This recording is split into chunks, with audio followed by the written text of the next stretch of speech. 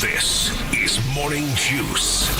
Sports, insight, and great storytelling. Starring Bobby Carpenter and Jeff Tito Thitoff. It's time to attack and dominate. And that is what we intend to do on this Wednesday. It's Tito. It's Bodie. It's this guy.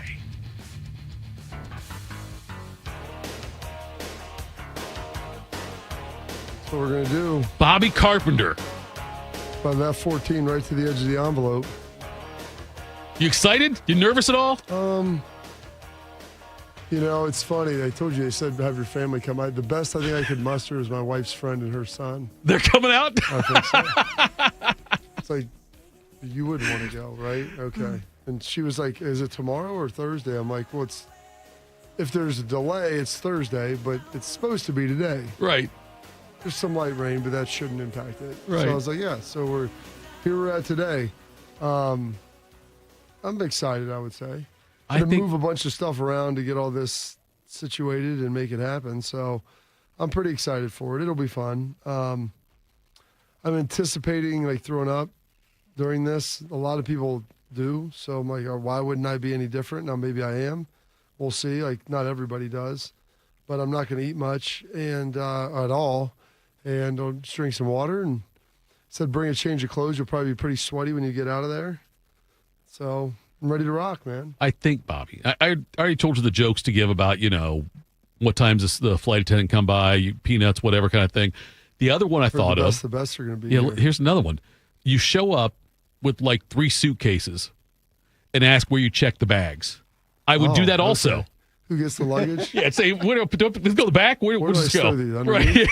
Yes. Yeah. I've got 1 carry-on, but I've got 2 I need to check. 2 checks? Yes, just do that. I think you ought to do that. But, Bobby's got that going on today. As long as the weather holds up, it'll be great. It should be fine. It's going to rain, sprinkle a little bit, but it won't be anything bad. Nothing I think that should delay this. So I'm excited for it. Do you have the right sunglasses? I've got some in my car. I didn't even think about that. Yeah, you're gonna have to go. You need to lean into this. I don't think they wear sunglasses during the flight. Why you're not flying. Why can't you wear them? That look really cool. Because I think they have the tinted visors that they put down. I don't know. Okay. It's a great question. I've got some in my truck. I'm just something to think about there, Bob. I can be your assistant if you want. I can help you out with these things. Morning Juice sponsored by Riverside Bank in Dublin and Event Risk Elite Protection. By the way, it's a bad idea. You don't want me as your assistant. We are just 3 days until the first 4 college football games, which means we're 2 days from your highness. I don't know which is more important. We're more excited about there, Bob. 2 days to your highness, 3 days to college football. In just 10 days to Ohio State, Texas. 15 days till start of the NFL. Austin Ward. Iowa State and Brock Purdy. There you go. We got Austin Ward. Farmageddon. That's right. Austin Ward is going to join us today. Reds knocked off the Angels last night out west 6-4. That game was, I believe, a 10-inning affair. No, it was regulation, I should say, 9 innings. Reds win that one 6-4. Diamondbacks over the Guardians 6-5 last night. D-backs. Careful, I say it the right way. Ran into that a few times too on my morning updates. Yes, and anyway, they D-backs rallied for that one. Thanks, Bob. You got to do more. That's what I'm here for. You need to do more.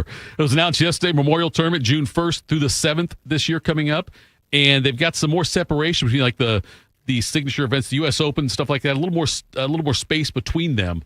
For, the Memorial Tournament should lead to an even better field this year. Can't wait for that. I don't have the countdown, Bobby, how many days until June 1st though, but I'll start getting on that. June 1st? Yeah, June 1st is when the practice rounds start for the Memorial. So 31, what is today? August 20th? Today's the 20th. So 51, 65 minus 51 is what? 314? 314 days. There you go. Look at that, nice. Bob. That right there. That would have taken me a week. We'd be at 3:07 by the time I figured it out. Bobby, make us smarter.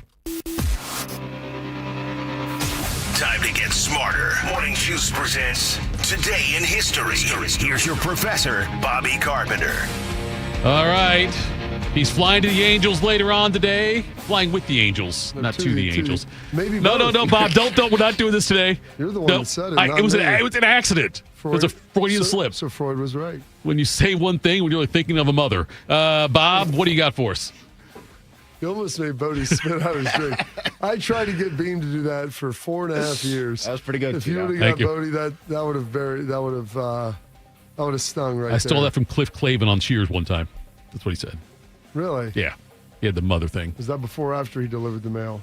It was, probably during, because he was at the bar. It's probably midday. That's right. Yeah, you got to take the lunch break, Bodie. Yes. You ever seen Cheers, Bodie? I have not. I'm familiar. I know what it is, but Familiar with the concept? yeah. It's, Norm. No, it's good. There you There's go. That's about there's all a I know. lot of great characters in that. It is a Wednesday, August 20th, the 232nd day of the year, 133 days remaining this 2025. This day, 1866. President Andrew Johnson finally declares the Civil War over. Thitoff, what number president was Andrew Johnson? Andrew Johnson was 14. 17. Jackson was 7. Johnson was 17. But it doesn't matter because Johnson was right after Lincoln, and everybody should Lincoln know wasn't that. 13? Yeah. That's why. 16. That was my logic. I thought Lincoln's 13. This guy's 14. Who is it? Is it Zach Taylor and then Miller Fillmore? Yes.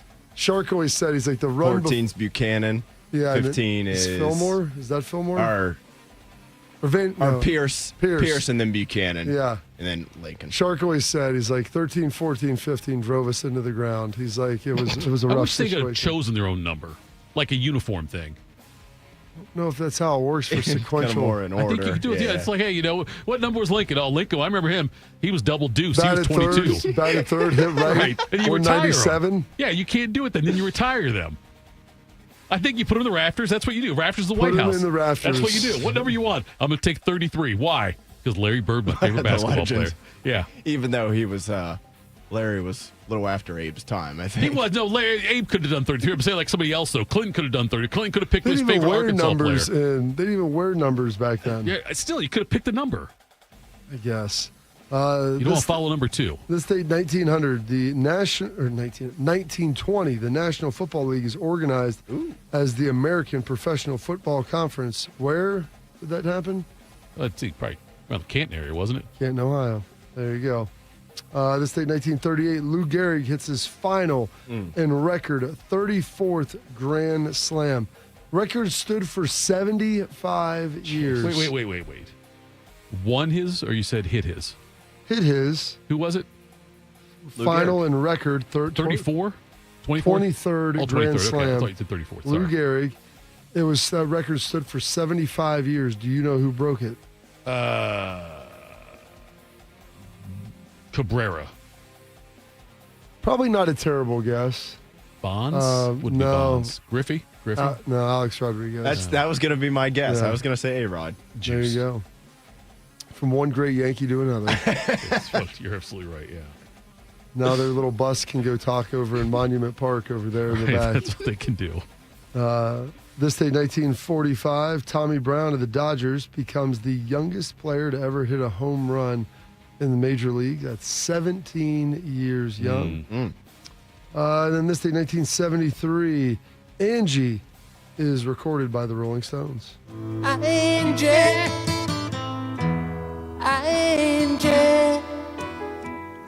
when will those clouds all disappear? That's a bad song. It's a terrible song. It doesn't sound very good to me. Yeah, it's I not. It's a I didn't terrible love it song. either. to Not be a honest banger, with you. Bodie? No. No, it's all right. Some of these songs I've never heard, That's but then I hear it and I'm like, yeah. that's pretty catchy. That one was. I didn't even know if it was the right song because it doesn't really sound like he's saying No. Angie. That's More what of a drugs. Anja. That's what drugs do to you. That's where Dana Carvey, like, he channeled that with the chop and broccoli. Chop and broccoli. This day, 1974, Nolan Ryan pitches a record 100.4 miles per hour in a major league game. 1975, NASA launches the Viking 1 space probe to orbit Mars. Took it like 20 years to get there, I want to say. No, really? Oh, yeah, I didn't get over there till I was in school. Oh, wow. Maybe it was like 10 or 15, but yeah, it took quite a while. I mean, you've seen Interstellar. I haven't seen Interstellar. Bodie's seen Interstellar. You've Great seen movie. Oh, yeah, I love that movie. don't understand half of it, but Is that It's supposed to be one of like the top movies in the. is that Matt Damon? yes, Damon is in there. He Small is in there. appearance towards the end. He was Yes. trapped on one of the This planets. guy don't watch the movies. Doesn't mean McConaughey and Hathaway McConaughey's- are the main two. yeah. I got smarts real good. I know what I'm talking about. And Exactly. Michael Caine, who is in every Christopher Nolan movie. Oh, that's right. Yeah. Yeah, Alfred. Yeah, Yes. Michael Caine is awesome. Oh, yeah. I love He's him. great. still alive? Yeah, he's still with Is us. he? He's got to be 90, give or take, but he's still with us. He's got, I think, Nolan's got another movie coming out next summer. And 92. Turned Wow. 92 back in March, but I'm Good sure for him. I'm sure we can get old Mike, get him a quick appearance in that one. Yeah, I hope that he's back when they reboot the Batman series. So He's good. Alfred's grandfather in that one. Absolutely. Bring him back. Show up like Yoda at the end as like a ghost. Maybe they do the spinoff where him and Christian actually have lunch after they see him. Him and Bruce. The new movie, Alfred, Why not? from his perspective. He's good, man. I loved him in that movie. He was great, He was yeah. fantastic. He was good. Where are we at? 1977, Best of My Love by The Emotions hits number 1.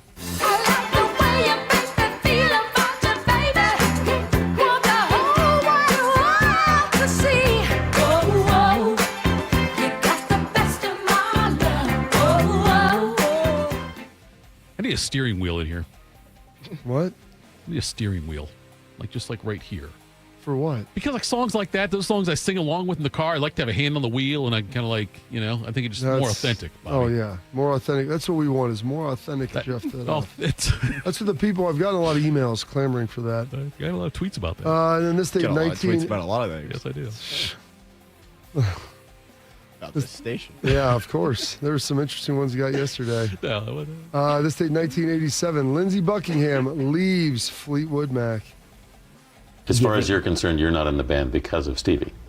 That was what I was told by Irving, that she gave them an ultimatum, either Lindsay goes or I go. And it would be like something as absurd as Mick Jagger saying, either Keith goes or I go. I guess we need the singer. Do you have any knowledge of how the decision process went down with the band? None. Really? No. I mean, I would love to. I did reach out. I even wanted to go over to Hawaii to see Mick, because Stevie was vacationing over in Maui, and wanted to go over there and sit with them and try to get through this. But there was clearly some other agenda going on, you know. So I don't know what that process was. Don't know what the process was. I think he left once before that. Do you think it's because it was a dude named Lindsay? That's why they booted him out? I'll be honest, I was unaware he was a man until yesterday. Really? Yeah.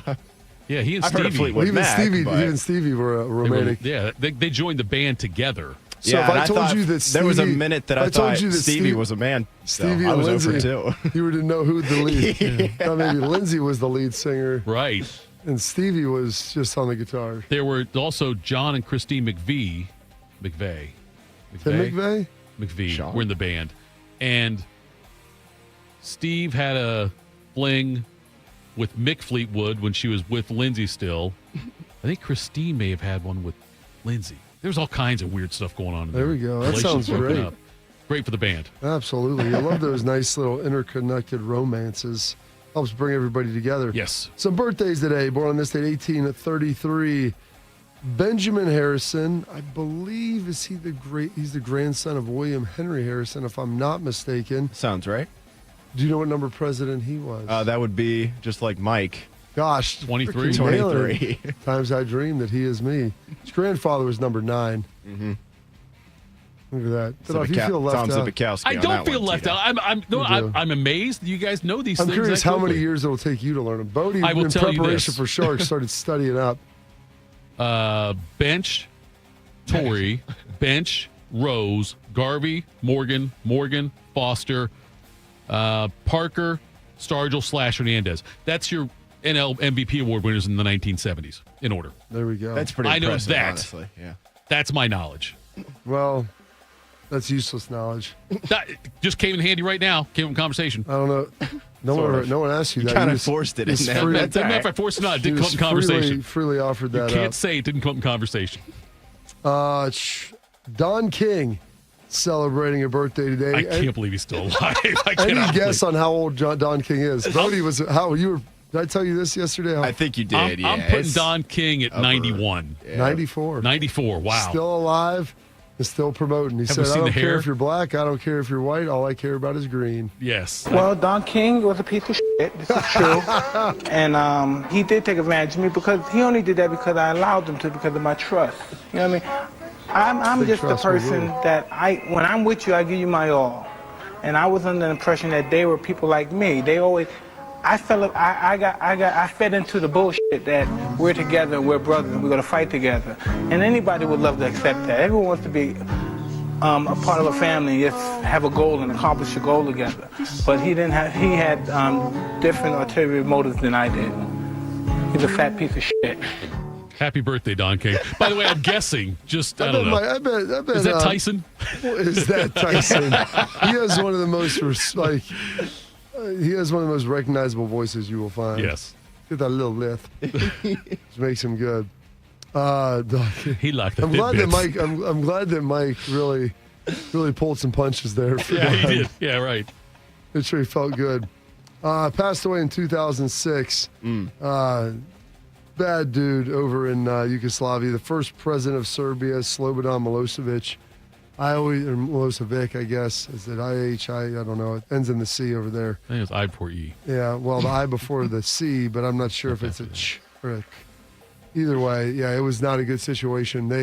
That's what they were in Kosovo for, was him and the ethnic cleansing that he did, all the things. This is what happens when they break up communism, Bodie. Even worse people come to power. Putin, Slobodan, I think he called him Slobes. Slobes? Him and Putin, yeah. Born on this date, 1953. I'm curious what you got from this. I wouldn't say he's a star in Remember the Titans, but the movie was based largely after one of the characters based largely after him, Mr. Gary Bertier. Let's play, fellas. On the ball. Let's run it again. Let's go. Again. All right.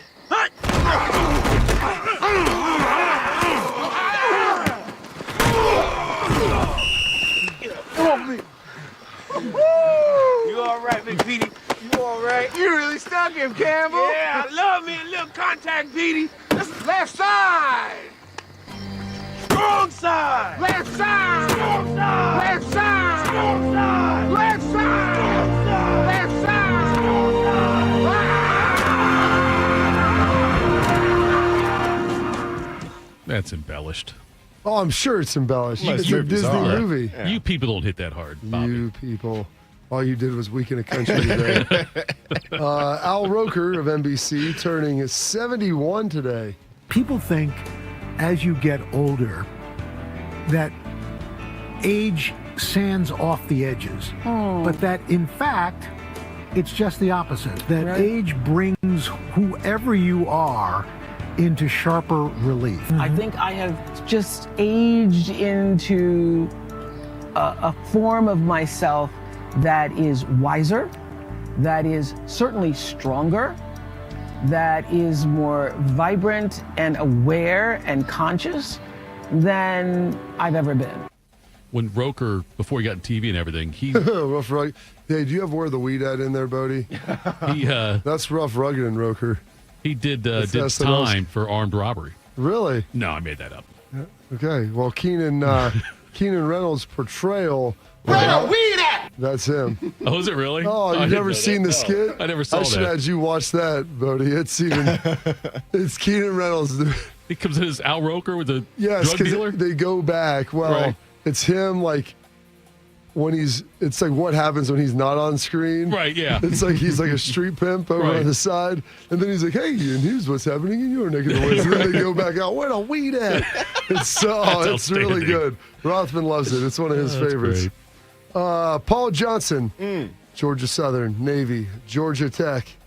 Maybe once defeated the Fighting Irish at Navy, turning 68. So here we go again. Travis Thomas is back in at tailback. Thomas fighting, stopped, and this time it's official. The streak has ended at Notre Dame Stadium on November 3rd, 2007. For the first time since 1963, Navy has beaten Notre Dame. I wish we had a blood pressure monitor hooked up to Bodie who was cutting that sound up. At least it was close. Brian Kelly got boat raced by Navy 3 years later. My brother was on that. He was on the staff that got beat by BK. That was okay. They got beat with BK. in Notre 2010. Dame. Wasn't there for the Charlie Weiss in 07. That was a bad football team in 2007. Yeah, Real bad. Yeah, Real bad. Lost Brady Quinn. Everybody left pretty much, graduated, went to the NFL and whatnot. And I will say, I did not remember this, but that was a 2-point conversion in, I think, triple overtime that Notre Dame was trying to tie it to send it to a fourth overtime. And on the play before that, they did a little play action, roll out to the right, and I think it was Evan Sharpley tried to hit a tight end or whatever. Navy got hosed on a pass interference, holding call, whatever. Yeah. So Notre Dame got a second shot at it. It was in South and Bend, they ran Coach. that back like it's been 43 years. We had, I think, one win at that point. That was a terrible football team, but yeah. Charlie Weiss. Shocking. Long may he reign. Fred Durst of Limp Bizkit turning 56. Amy Adams turning 51 today. Do you want to know why I think that you should race again? Sure, why? Okay. It's because it's what you love, Ricky. It is who you were born to be. And here you sit, thinking. Well, Ricky Bobby is not a thinker. Ricky Bobby is a driver. He is a doer. And that's what you need to do. You don't need to think. You need to drive. You need speed. You need to go out there and you need to rev your engine. You need to fire it up and you need to grab a hold of that line between speed and chaos and you need to wrestle it to the ground like a demon cobra. And then when that fear rises up in your belly, you use it. And you know that that fear is powerful because it has been there for billions of years and it is good. And you use it and you ride it. You ride it like a skeleton horse through the gates of hell and then you win, Ricky. You win. And you don't win for anybody else. You win for you. You know why? Because a man takes what he wants. He takes it all, and you're a man, aren't you? Aren't you? Gosh. That's better than her. I've never heard you talk like that. Are we about to get it on? Because I'm as hard as a diamond in an ice storm right now. This is awesome. I gotta watch that movie. You've never seen it? No, I've never seen it. So amazing. I mean, I love that I will movie. give her a ton of credit. She's a really accomplished actress, and that's a hell of a delivery right there. Like, she does a great job, and that's little Herb Brooks. So it really was Better than Herb Brooks. We win the gold medal Right? every single Listen, freaking Coach, Olympics with that one. Yeah. You're gonna ride it like a skeleton horse through the gates of hell. All right. I mean, what are we talking about? To wrestle it down like a demon cobra. Demon cobra. The imagery in there, like, dude, I don't even need to see it. It's just I'm painting an image in my mind. Radio is the theater of the mind, Thitoff. Yes, it is. That's good. You're not a thinker. You're a driver, Ricky.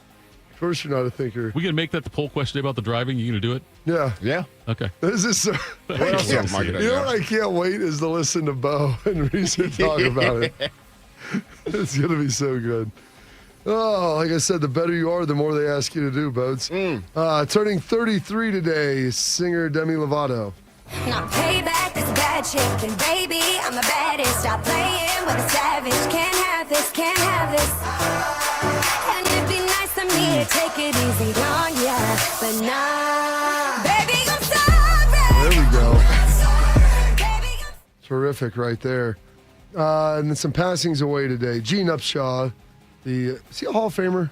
I believe he has to be. Yes, I'll double check. I think he He's is. got to be a Hall of Famer. I'm almost positive. If he's he not, is. we're gonna go riot one of my today. Cowboys. I should have brought it in, Bodie. I had one of my cowboy hats with the GU sticker on the back for old Gene Upshaw when he passed away. In 2008, he passed away. So I was playing the whole league wore that. He was the president of the union, I guess, at that point. Yep. And then passing away in 2017.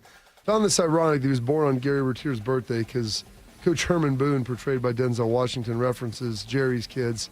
But Jerry Lewis passing away on this date, 2017. My father taught me about the importance of respecting your audience. Don't walk out on that stage believing they'll be there because you're there. Listen to this, Thitoff. They're there because they want to see you, for you, and you better treat it with infinite dignity. And you go out on that stage for one purpose. It's to entertain that audience. You know what? I like that, but that's a nice little clip. I feel like it may have been speaking to us right there. You didn't, Bobby, when by the time you were old enough and watching television, telethon was done by them, right? His Jerry Lewis telethon on Labor Day weekend. Jerry's Kids? I don't know. Yes, Jerry's Kids, yes. Was it still, did they still have the because that was always a big deal. I think early on they did. Okay. I remember my grandma's. Now, granted, like I said, she did not have cable television. Right. And we didn't have cable growing up. Sounds like you didn't have electricity the way you talk. We did. We had power. Okay. But we did not have, like I said, we didn't have cable. Yeah. And so when I was at my grandma's, there wasn't a lot to do. My mom wouldn't let me run around. But when I was like 5, 6, 7, and we were building our house, I would stay at my grandma's a lot. And she had the old big box TV. And I would watch stuff like that. He was such a big deal, like in the 70s and everything. And by the way, Gene Upshaw, 87 was inducted to the Hall of Fame, is what he was. It also says in Wikipedia, is always true. He's the only player in NFL history to reach the Super Bowl with the same team in 3 different decades. Okay. He was on the 60, the 68. The Madden Raiders team. Yeah, well, 68 team with when they got beat by the Packers in Super Bowl II, and then the Madden team, and then the early Plunkett team, with Tom Flores. There you go. Look at that. You learn something new every day, Thitoff. And you're also going to learn about some holidays observances today. It's Lemonade Day. It's National Bacon Lovers Day. National Chocolate Pecan Pie Day, which sounds really nice. Never had one. National Radio Day. Nice. Video killed the radio stars, what I've always been told. And World Mosquito Day, because that sounds like an awful day. And those are your historical events, your birthdays, your passings, your holidays, observances for this date, August 20th, the 232nd day of the year, and $1.33 remaining in this 2025. What do you get a mosquito on World Mosquito Day? Just blood? You have blood. There you go. Kill it. Yeah, you can do that too. Light it on fire. Yeah, how much would that be if you're a mosquito when that happens? You die on World Mosquito Day. Bobby, do you know how many national championships the Ohio State football team has won? How many they claim they have won? They've claimed 9. 9. Somebody tied them yesterday. We'll talk about that next. Morning Juice. 2 years ago, Bobby Carpenter completed treatments for knee pain at QC Kinetics. So we're checking in with the former college and pro football player to see how he's doing. I've been asked a lot, like, how long does this last? How long does it work? I go, I've had mine for a couple years, and everything feels very good. It feels just as good as it did when I started to turn the corner. Bobby's an active husband, dad, and business owner. That's why 2 years ago, he heard about QC Kinetics, the nation's leader in regenerative treatments, and he knew he could trust them for his chronic knee pain. And thankfully, with QC Kinetics, I was able to go through this, and my activities are the same as it was. I'm able to coach my kids in sports. I can play golf. I can go run. QC Kinetics patients like Bobby don't miss a beat. No surgery or rehab. Just freedom from debilitating joint pain. Ready for lasting relief from joint pain? Call QC Kinetics today for your complimentary consultation and see if you're a good candidate. Call QC Kinetics, 380-208-4544. That's 380-208-4544. 380-208-4544. Hey there, Jane Lynch here. You want to hear something funny? Too bad. You want to hear something uplifting that will inspire you? Good. Because today, I want to talk to you about Direct Relief, a humanitarian organization that does seriously good work when it counts. Fires, hurricanes, earthquakes. When disaster strikes, Direct Relief immediately shows up with medicines, medical supplies, and everything doctors and nurses need to save lives. Let's ship her out! Every day across the United States and around the world, they're making an enormous difference. If someone needs help, Direct Relief helps. No politics, no red tape. Hey, what you doing over there? Oh, I'm packing insulin for kids with diabetes.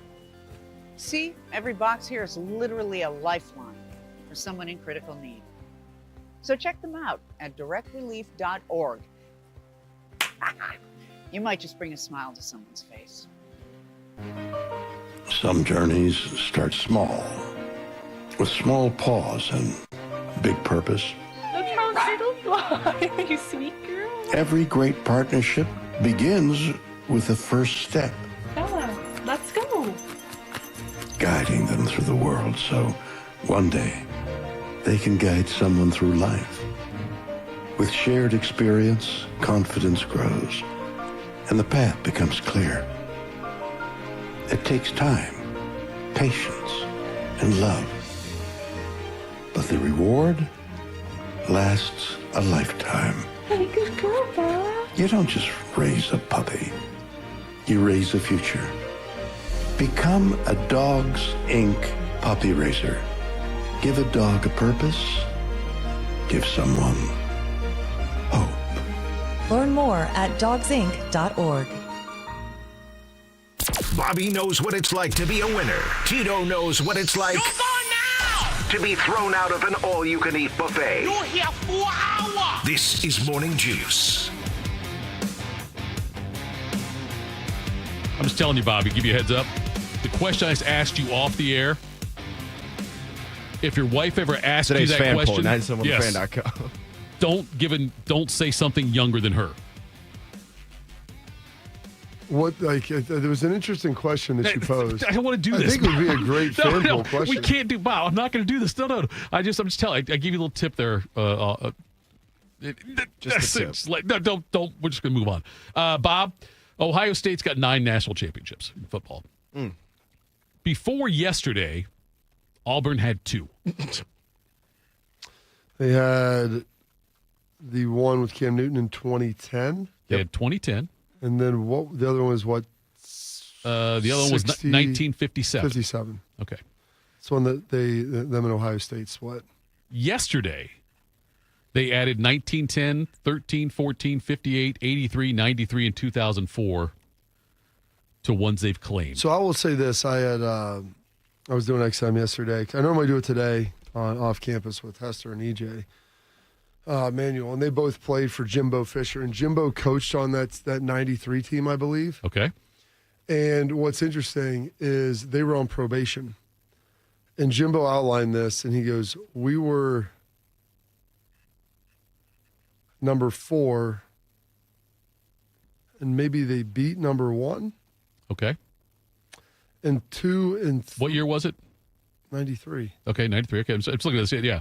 I was reading this here. They were Florida State won it, and Florida State was 5th. Florida State did win because they should not have, because it should have been Notre Dame, but nevertheless, continue, it says, Bob. Undefeated, considered co-champ with Florida State, Notre Dame, and Nebraska, according to The Athletic. Like, somehow all 3 of those schools were in that mix. But Auburn was on probation. Right. And I think they went undefeated. Let me see if I can find that out. Maybe they tied one. But anyway, yeah. Jimbo outlined this. He was like, they were 3. They did go 11-0. Yeah. They were 3rd or 4th. 3rd, I think. The 83 team went 11-1, I believe. Yes. So the 83 team was really good. But Finished Jimbo, behind Miami, Nebraska. I mean, Jimbo was telling, and I can't even remember now, the stories are like blending together when he's like, Texas beat Nebraska, and this happened, and this, they fumbled this punt.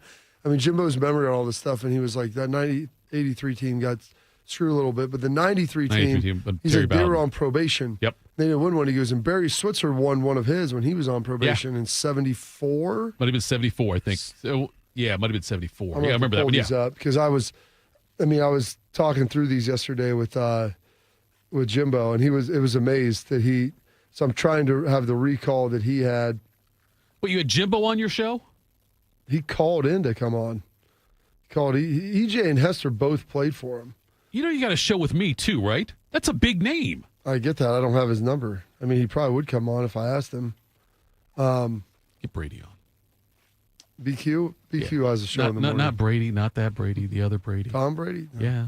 Yeah, so 74, Oklahoma split with Southern Cal. Okay. But he was, I'd have to go through and look at the list. Anyway, he was outlining in 93 how anyway, they were like 3rd or 4th. And either they beat 1 or someone else beat 1, 2 lost, they were 3, and somehow Florida State at 5 jumped all of them. And he goes, now the New York Times, he goes, because this is the thing, there was all these different polls. I mean, you got the AP, the Football Writers Association of America, the National Football Foundation, the USA Today, CNN Coaches Poll, the UPI. Right. Like it was just alphabet soup. And I think he said they got the New York Times poll. There was like a New York Times poll or something then. He said there's like 6 or 7. But after him describing what happened, I'm like, yeah, they did get hosed. I don't know. But like back in the day, that's just what happened. Yeah. In 93, yes. They finished 4th in the AP poll. They were undefeated, finished 4th in the AP poll. and they were not in the coaches poll because the coaches poll did not put teams on probation and NCAA sanctioned teams in their poll. It's so weird, Bobby. It wasn't that long ago that all this screwy stuff was going on where 35 or 30, a little over 30 years, where teams could not win the when they would take TV games away from people. Auburn, ironically, did not play at all. That 93 season did not play a single game on television. Right. It's part of the. Gosh. Yeah, that was part of their punishment. I think how stupid that is. You say it all the time. They put Baby in a corner. I mean, Illinois, the same thing happened to them way back when. Done that to Michigan. In the early 80s, they couldn't put them on. But now the dollars are so big, it hurts the other team. It hurts if you're in this situation, imagine Auburn, Alabama not being on television. Here's the thing: if you said, "Hey, people should have done that to Michigan," until the Ohio State plays them. Yeah. Right. Yeah. We're only going to play in the state of Ohio. Right. That's only Ohio on TV. But yeah, so that look. You can make going back, and because they made the argument here on this thing that I was reading about. Auburn said, going back to 1910, they were 6-1. Their one loss was a 6-2 Texas, and Texas was formally recognized as the number one team that year. Harvard also at 9-0-1. But if you go back, Bobby, there was a time when they used to crown the last rankings they would do. Well, in 70, that's why Ohio State claims a share of that. They won the UPI, right, or National Football Foundation, which they would crown the champion after the regular season. Then they lost to USC in the bowl game, right, and that's why Nebraska ended up getting it. But they used to sometimes, Bob, they would have the final poll before the bowl games. That was what I just said. No, I'm saying even before that, though. I'm saying even earlier than that, way back before they used to do that final poll thing before then. So there's all kinds of 1970. That's my point. Yeah, I'm saying they did it for years. They used to do that, and then they would, so they would. A lot of schools could claim things like this. You know who won the first AP national championship in 1936? Minnesota did, didn't they? Yes, I was going to say, I think Minnesota, you're right. They won 3 in a row. Yeah. Then they won one in 40 and 41, too. Row the boat. Lou Holtz is coaching them. But yeah, it's funny. And obviously, we wouldn't have talked about Auburn football today if this hadn't happened. So good for them for thinking about that. I wonder if Ohio State will try to claim any more. What else are they going to claim? I don't know. I'm just trying. Is there any chance that they're just that aware that Hugh Freeze is, on a hot seat? Right. No pun intended. Well, believe me, they're like, you know what? Hey, we had a guy for Auburn. We were talking about that. Urban's undefeated year. In 2012, they would have beat Notre Dame. Yeah. Bama. Ouch.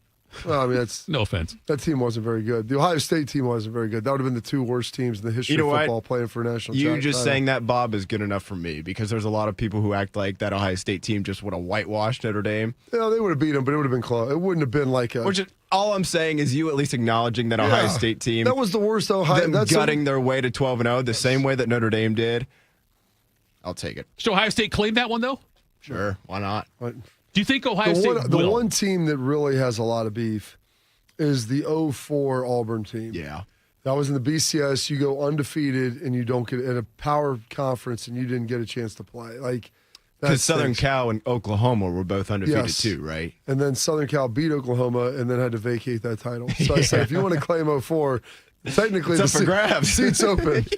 Bobby, seat's open. There's several people usually in the chat. Not necessarily every day, but most days, at least a fraction of them are in. And one of them is Patrick. Come for you. You lure them in, Thitoff. So one of them is Patrick, who's. If you want to contact Thitoff outside of the chat, it's at Thit Happens. At Thit Happens on. Slide him a DM. That's all you can. Slide him a DM. We'll talk. Images and I got 3 DMs yesterday from listeners, and I responded to all 3 of them, and they were very complimentary of the show. It's good. And we went up for ice cream. Send them some pictures. Patrick said... You show up to their house with some wine coolers? Patrick said cigarettes. Patrick said that Notre Dame would have won. He's one of Bodie's people. Listen, I'm not saying it would have been a blowout. I think Ohio... Here's the thing. Who do you think's a better coach, Brian Kelly or Urban Meyer? Fair. I would say the talent was probably fairly equal. Both teams kind of relied on the other team holding the other team to about 10 points. And finding a way to get to about 13-17 on their own. And that's why that game probably would have been like a 17-13, 20-13, 20-14 game. I think Ohio State would have won by it would have been a single-digit win, probably a score here or there. have more confidence in Urban winning that game than Brian Kelly. If you take out the first half of the Alabama game, though, we played them to a 14-14 draw. That's right. Unfortunately, they won the first half 28-0. You take out the very end of the play, then Lincoln's still alive. Brian Kelly was asked, what can you do at the second half to do any better? Well, maybe Alabama won't come out of the locker room. It's a great line. I love that. You know one. what? Wasn't the worst thing you ever Sometimes and that might be true. said. Oh, I guarantee it is. All right, coming up next, quick hitters, Morning Juice. Hey, Buckeye fans. As the official wing sponsor of Ohio State Athletics, Roosters is kicking off an incredible giveaway you won't want to miss. This football season, we're giving away 12 ultimate Buckeye experiences. 3 drawings, 12 winners with prizes including tickets, sideline passes, and 3 trips to a Buckeye first-round postseason game. Go to roosterswings.com to register and see all the details. 3 drawings, 12 amazing prizes. Register today and every day. Roosters, a fun, casual joint. When it comes to protecting your assets, you need a security partner. Event Risk Security Services is a U.S.-based veteran-owned company providing protection services, consulting to Fortune 500 companies, movie studios, celebrities, and high-net-worth individuals. If you're tired of fluff margins with low compensation for poor quality services and an endless revolving door of vendor staffing, then give them a try. They're virtually the same cost, and they can address what keeps you up at night. Event Risk. Check them out at eventriskinc.com to learn more. Around the world, Children International and friends like you are giving children in poverty a chance to grow and thrive, to be healthy, to succeed in school, and achieve great things. How do we do it? In the best way possible, by helping ensure access to healthcare, nutrition, and educational opportunities. And most importantly, by empowering youths and their families to get out of poverty and into employment through life skills, computer, and job training. The very tools they need to break the cycle of poverty and build futures full of promise. Because every child deserves a chance to realize their full and best potential. Learn more about how Children International is empowering children and families by going to children.org today. That's children.org. My son Ian was diagnosed with a brain tumor at the age of 16 months. The outlook was pretty rough. I mean, it was, we had no hope until St. Jude rescued us. I mean, they saved him. To this date, we are 12 years into this journey, and from day one, we've never once seen a bill. It gave us the peace of mind to know that we're there with our son, and we're gonna beat cancer together. Now, he is doing really, really well. He's alive because of what St. Jude has done. He's here because of the doctors who came before, their blood, their sweat, their tears, the knowledge accumulated and shared, with everyone else around the world. This is how we get rid of this, how we help kids beat cancer all over. It's the future. Together, we will make cures possible for every child everywhere. Learn more at stjude.org. One man is a national champion, NFL veteran, and local business leader. The other man is Tito. This is Morning Juice. Sponsored by Riverside Bank of Dublin. Here's Bobby and Tito. Do you need a bank that truly values local businesses in this town and the opportunity to work alongside them as partners? Well, whether you're a small business or a large operation, Riverside Bank of Dublin has the right tools for the job. Riverside Bank of Dublin has the experience of working right here in Central Ohio. They understand the business climate in the area that you live, and they're going to help you reach your goals. So whether you need an SBA loan to get your business off the ground, a line of credit to keep your business running smoothly, or equipment financing to get your business up to scale, Riverside Bank will tailor a solution that fits your needs. Visit them at riverside.bank or stop in to get to know them at 6300 France Road. Riverside Bank of Dublin, member FDIC, equal housing lender. McChicken says he likes strawberry wine coolers, Tito. Thank you for that, McChickens. You said something about Tito's touching tab. I don't know what that means. Does the name John Schneider mean anything to you? Do you know who that is? Rob Schneider? John Schneider They played. related? He played Bo Duke on the Dukes of Hazzard, the Oh, original okay. one. Okay. There's a song by Dierks Bentley. It says "Hood sliding like Bo Duke." Yeah. Okay. Would This that was- be in reference to he'd be him Bo, sliding yes, across? that'd be what What it is is. it? What's the car's name? That's the General Lee. General Lee. Yeah. There you go. Anyway. I thought did they cancel him? They No, burned the car, he didn't they? The car got canceled, not Yeah. him. But John Schneider in the chat, I think it's a different one. But I always wonder when I see somebody with a famous name, like if they were named after that person, like were they born after John Schneider was popular, if that's how you got Like named. when Ohio State had an offensive guard named Michael Jordan. Something like I that. used to There you call go. him the greatest. There you go. He said, let's get the 2010 games back before, and then we can fight for 2012. Then John just said they should cancel him. And then also Nick on the Twitter box said, how about the 98 year when we won the Rose Bowl? Both us and Florida went 11-1 and beat undefeated teams in the bowl game. It's another one. So The 98 team is one of the best teams in Ohio State.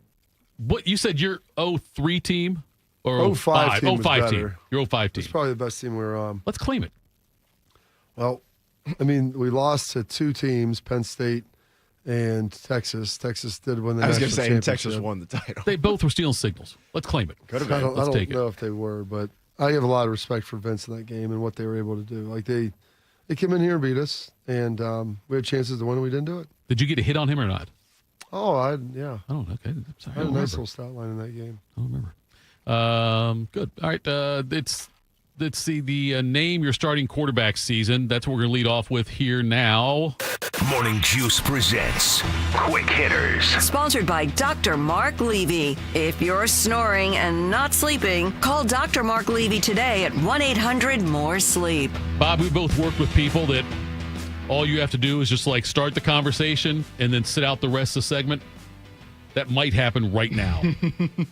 Good morning, Bodie Wells. Happy Wednesday, fellas. Remember, breathe in through the nose, out through the mouth. Here we go. Just relax. That's what I've been reminding myself to do for the last 20 hours, give or take. That's because after a heated battle in training camp between he and Kenny Minchie, Notre Dame announced that it'll be sophomore C.J. Carr getting the keys to the Fighting Irish offense when we head down to Coral Gables next weekend for the top 10 matchup against the Miami Hurricanes.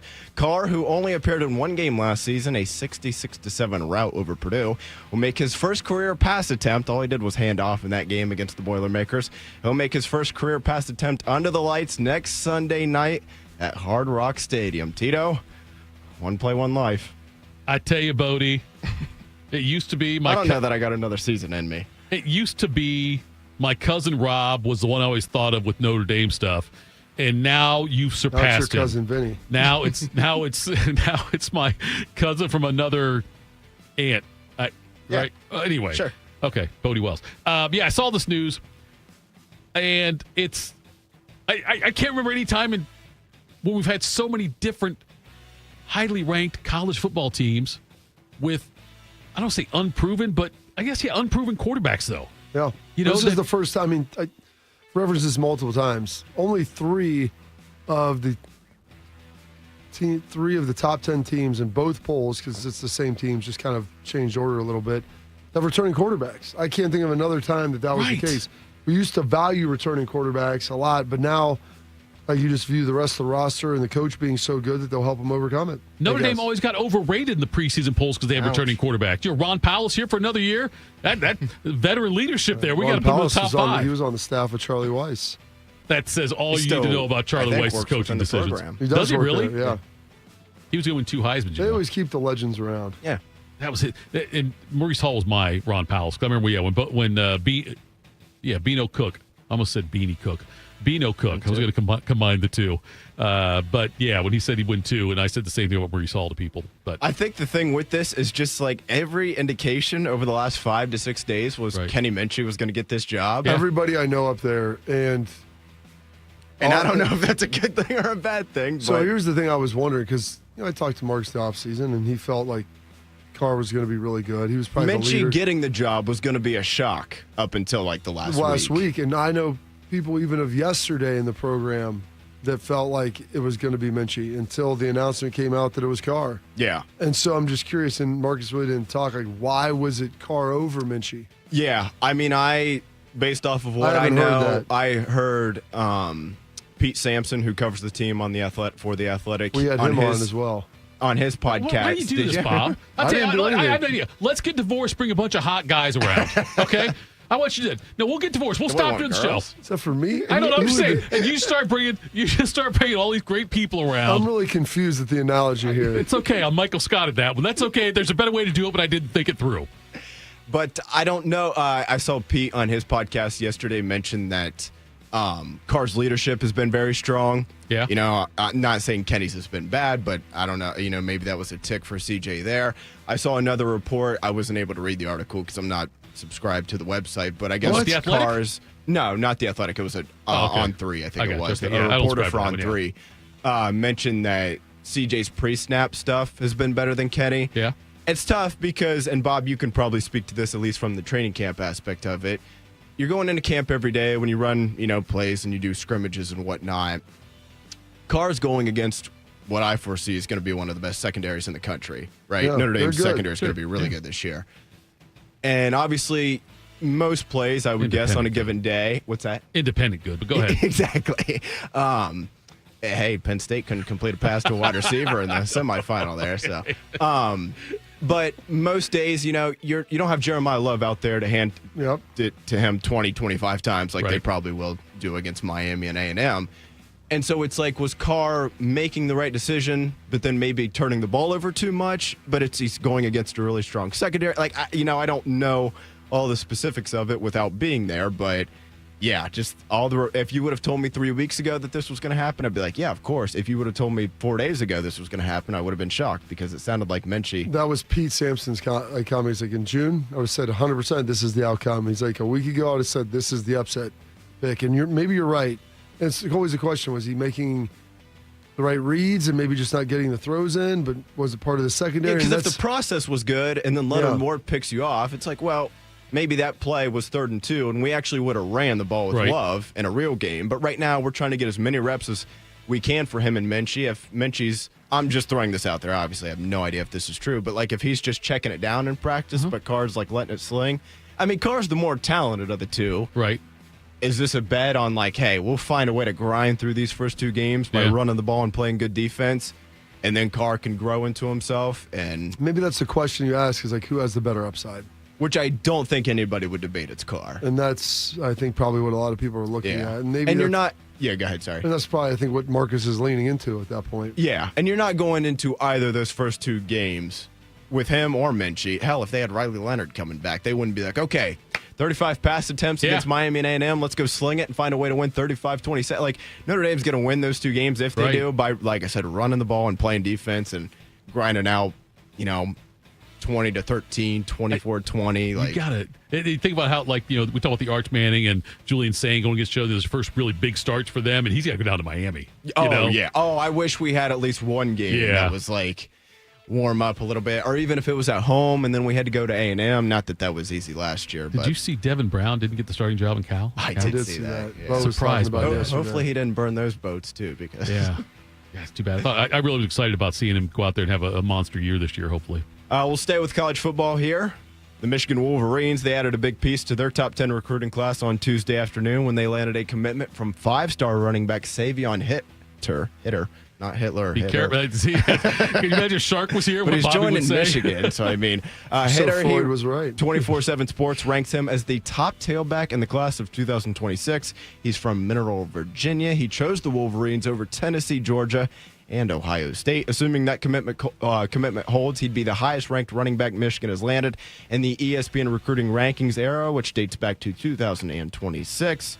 Or, I'm sorry, 2006, not 26. We haven't even got to 26 yet. That wouldn't be much of a leap there, would it? Carp, I don't look at this as necessarily terrible news for the Volunteers, Bulldogs, or Buckeyes, as much as this is just a really big get for Michigan. It is. It's a big get for him. I mean, maybe maybe he was waiting to make sure they weren't going to have any postseason bans or things moving forward. Yeah, it's very true. You're right. I never thought about that, Bob.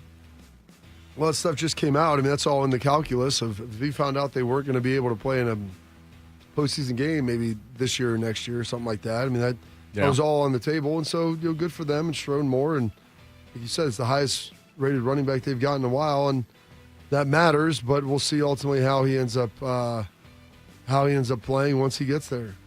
He rushed for almost 1,700 yards last year and 26 touchdowns on just 156 carries. But Yeah, there's the social media thing's blowing up.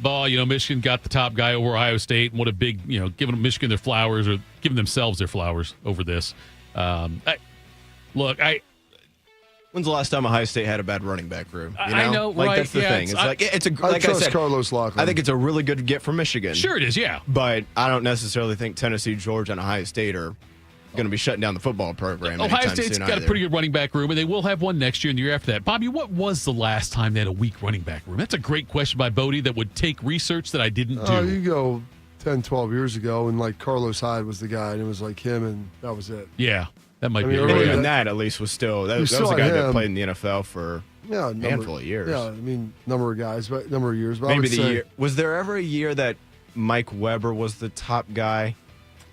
Like 2016. Well, that was before JK. Right? Yeah, 16. Yeah, but even that, Weber was still. Weber wasn't bad. Solid running was back, good. Good college running back. Not at the level that maybe the JK, Henderson, Judkins have been, but.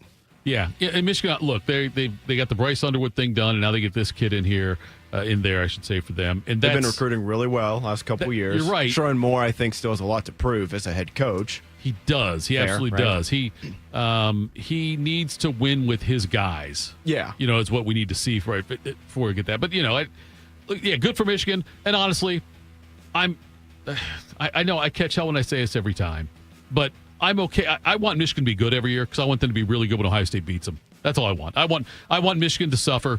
I want them to think they're going to the playoff or think they're going to have an undefeated season, whatever it's going to be. I want them to think they're going to be great. All they have to do is beat Ohio State, and then it's a huge game and Ohio State kicks their butts. Because that hurts more for Michigan fans, I think, than being 3-8 and losing to Ohio State. Yeah, I agree with you on that. I know some people don't, but that's the way I've always felt on it. I catch so much hell for that, Bob, when I say that. When I say, well, Michigan, I hope Michigan's undefeated every year when they play Ohio State. You say it before the 12 team. And now I hope they've got maybe a loss or two, maybe a berth for the CFPs on the line. Just because I remember what it was like during the Cooper years and how Ohio State fans felt with all those years that Ohio State had superior talent to Michigan and was going to go to the Rose Bowl, was going to compete for a national championship, and then lost to Michigan. And I want Michigan fans to feel that way every single year. But now I don't hate them. There's no time for hate, right? And I'm guessing, too, it's not like you're actively rooting for them when they play games on Saturday. No, I'm not You're just there. saying, it's fun when it's a top 10 matchup, which I don't understand. Of course it is. Wasn't 2016 fun? Right. When it was, whatever that was, 2-3 or 4-5, whatever. They were both in the top 5 and you beat them in overtime. It's fantastic. Isn't that more fun than beating them when they were 6-6 under Rich Rod? Exactly. They got to get back to beating them. That's step number one in that process. Cut a hole in the box. Coming up next, we are from the Ohio State defensive backs, specifically Caleb Downs. We'll hear from him next. This is Morning Juice. Teachers are dynamic leaders, shaping a new generation. They bring a variety of perspectives from diverse backgrounds, innovating how they teach to prepare students for our fast-changing world. Achieving this takes skill and expertise. They're tireless explorers, creatively discovering a universe of solutions, telling stories, experimenting, inspiring, mentoring, connecting cultures, and connecting with each other, leading by example. Experience the unique joy of helping students thrive. Teaching is a journey that shapes lives. Are you ready to begin? Explore teaching at teach.org, a campaign supported by the U.S. Department of Education, Teach.org, and 1 million teachers of color. While serving in Vietnam, a grenade took my ability to see. Today, I'm a sculptor. Now, my fingers are my eyes. I'm Michael Naranjo. As a veteran, I know the challenges of life can be great. In my art, turning a lump of clay into something beautiful, that is worth doing. Life is like that. We each must use what we can to make things better. DAV helps veterans like Michael get the benefits they've earned.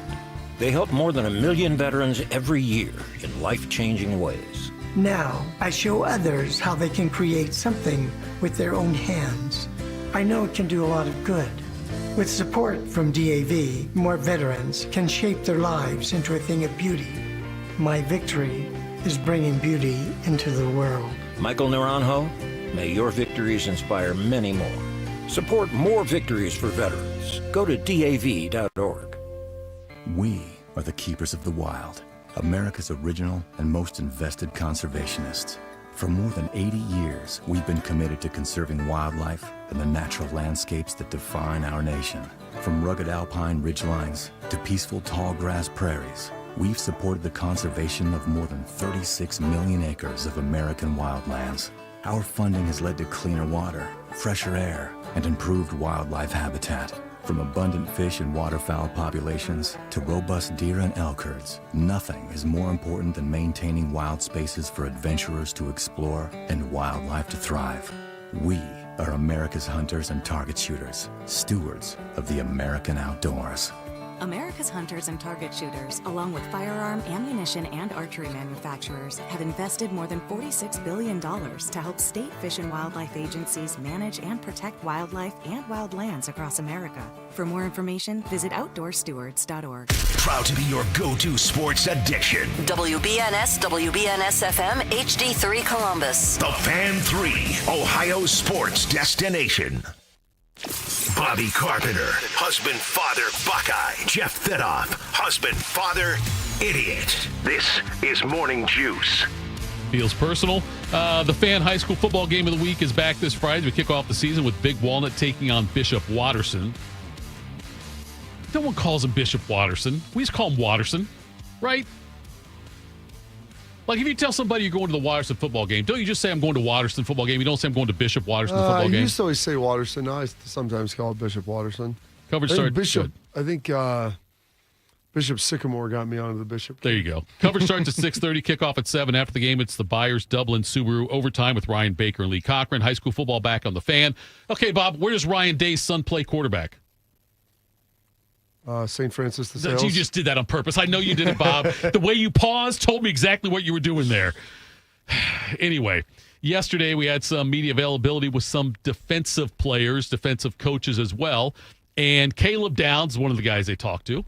And here is Caleb talking about how he's becoming more vocal. I think I'm just more of a vocal leader. Last year we had a lot of guys that were seniors and everything like that. And it was a very big cultivation of people, and now it's more of a small group of us doing it. So I would say just stepping out of my shell, trying to be more of a vocal leader to the guys. Bob, I want you to, if you don't mind, compare Caleb Downs and Lathan Ransom with kind of how vocal they are, their leadership styles, because like I know we had Lathan Ransom on a bunch, and I've seen the media a lot. And he just seems like they're different personalities. Like Caleb doesn't talk a ton off of the field. Okay. Lathan obviously talked a lot more. Was a much more gregarious person, and that's not a knock on Caleb. It's just kind of how he's wired. And he'll talk to you, but he's not going to be the guy that's always leading the conversation. Really, the guy that's kind of entertaining and holding court, if you will. Lathan was a little more like that. And Caleb, as a sophomore last year, and this is part of that balance, deferred to the older guys who had been here, right, who'd been a part of it. Lathan being one of those guys, Cody Simon being another. And Cody, I think, is a little more like Caleb in just how they're wired personality-wise, where they'll speak when they have to. And Cody did a lot on the field and stuff, but he wasn't someone who was the guy holding court in the locker room. Did Lathan mentor Caleb in that way? I think they would have conversations. I think they taught a lot of football, and there was probably a lot of knowledge that was exchanged back and forth. Caleb has always been so mature, and I think he was always observing and learning and watching. And so, there are probably a lot of things he took from those guys. All the seniors last year, but and I think probably Lathan did try to nurture him some in that leadership element. But that's the biggest piece is when those guys leave. Like, how do you absorb that leadership element? And that's the one thing that production's easier to quantify, but the leadership element is much, much harder to try to define. Because the leadership thing also, because you can't just say I'm going to be a leader and try to lead. Everybody leads they have to buy in, but players your teammates have to buy into it for be effective. Yeah. Here is also Caleb Downs talking about trusting in the coaches. I feel like from the moment I played this game, I've had an innate sense to do that. So I can't really take credit for that. That's really God.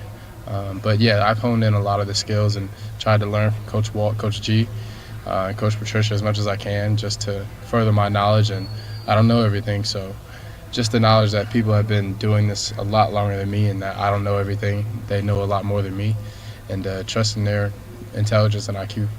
Which is amazing with him because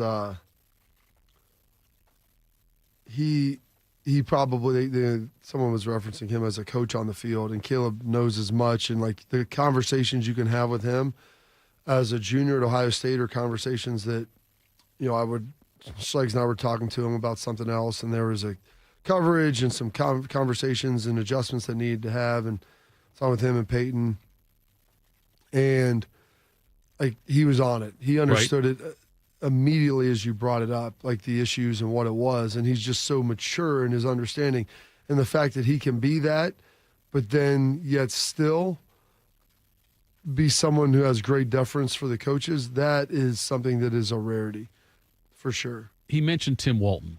Yeah, and I get Matt Guerrieri. I get the sense that Tim Walton's like the Ringo Starr. Because whenever we talk about Ohio State coaches, I should say when people talk about Ohio State coaches, you obviously start with Ryan Day and whatnot.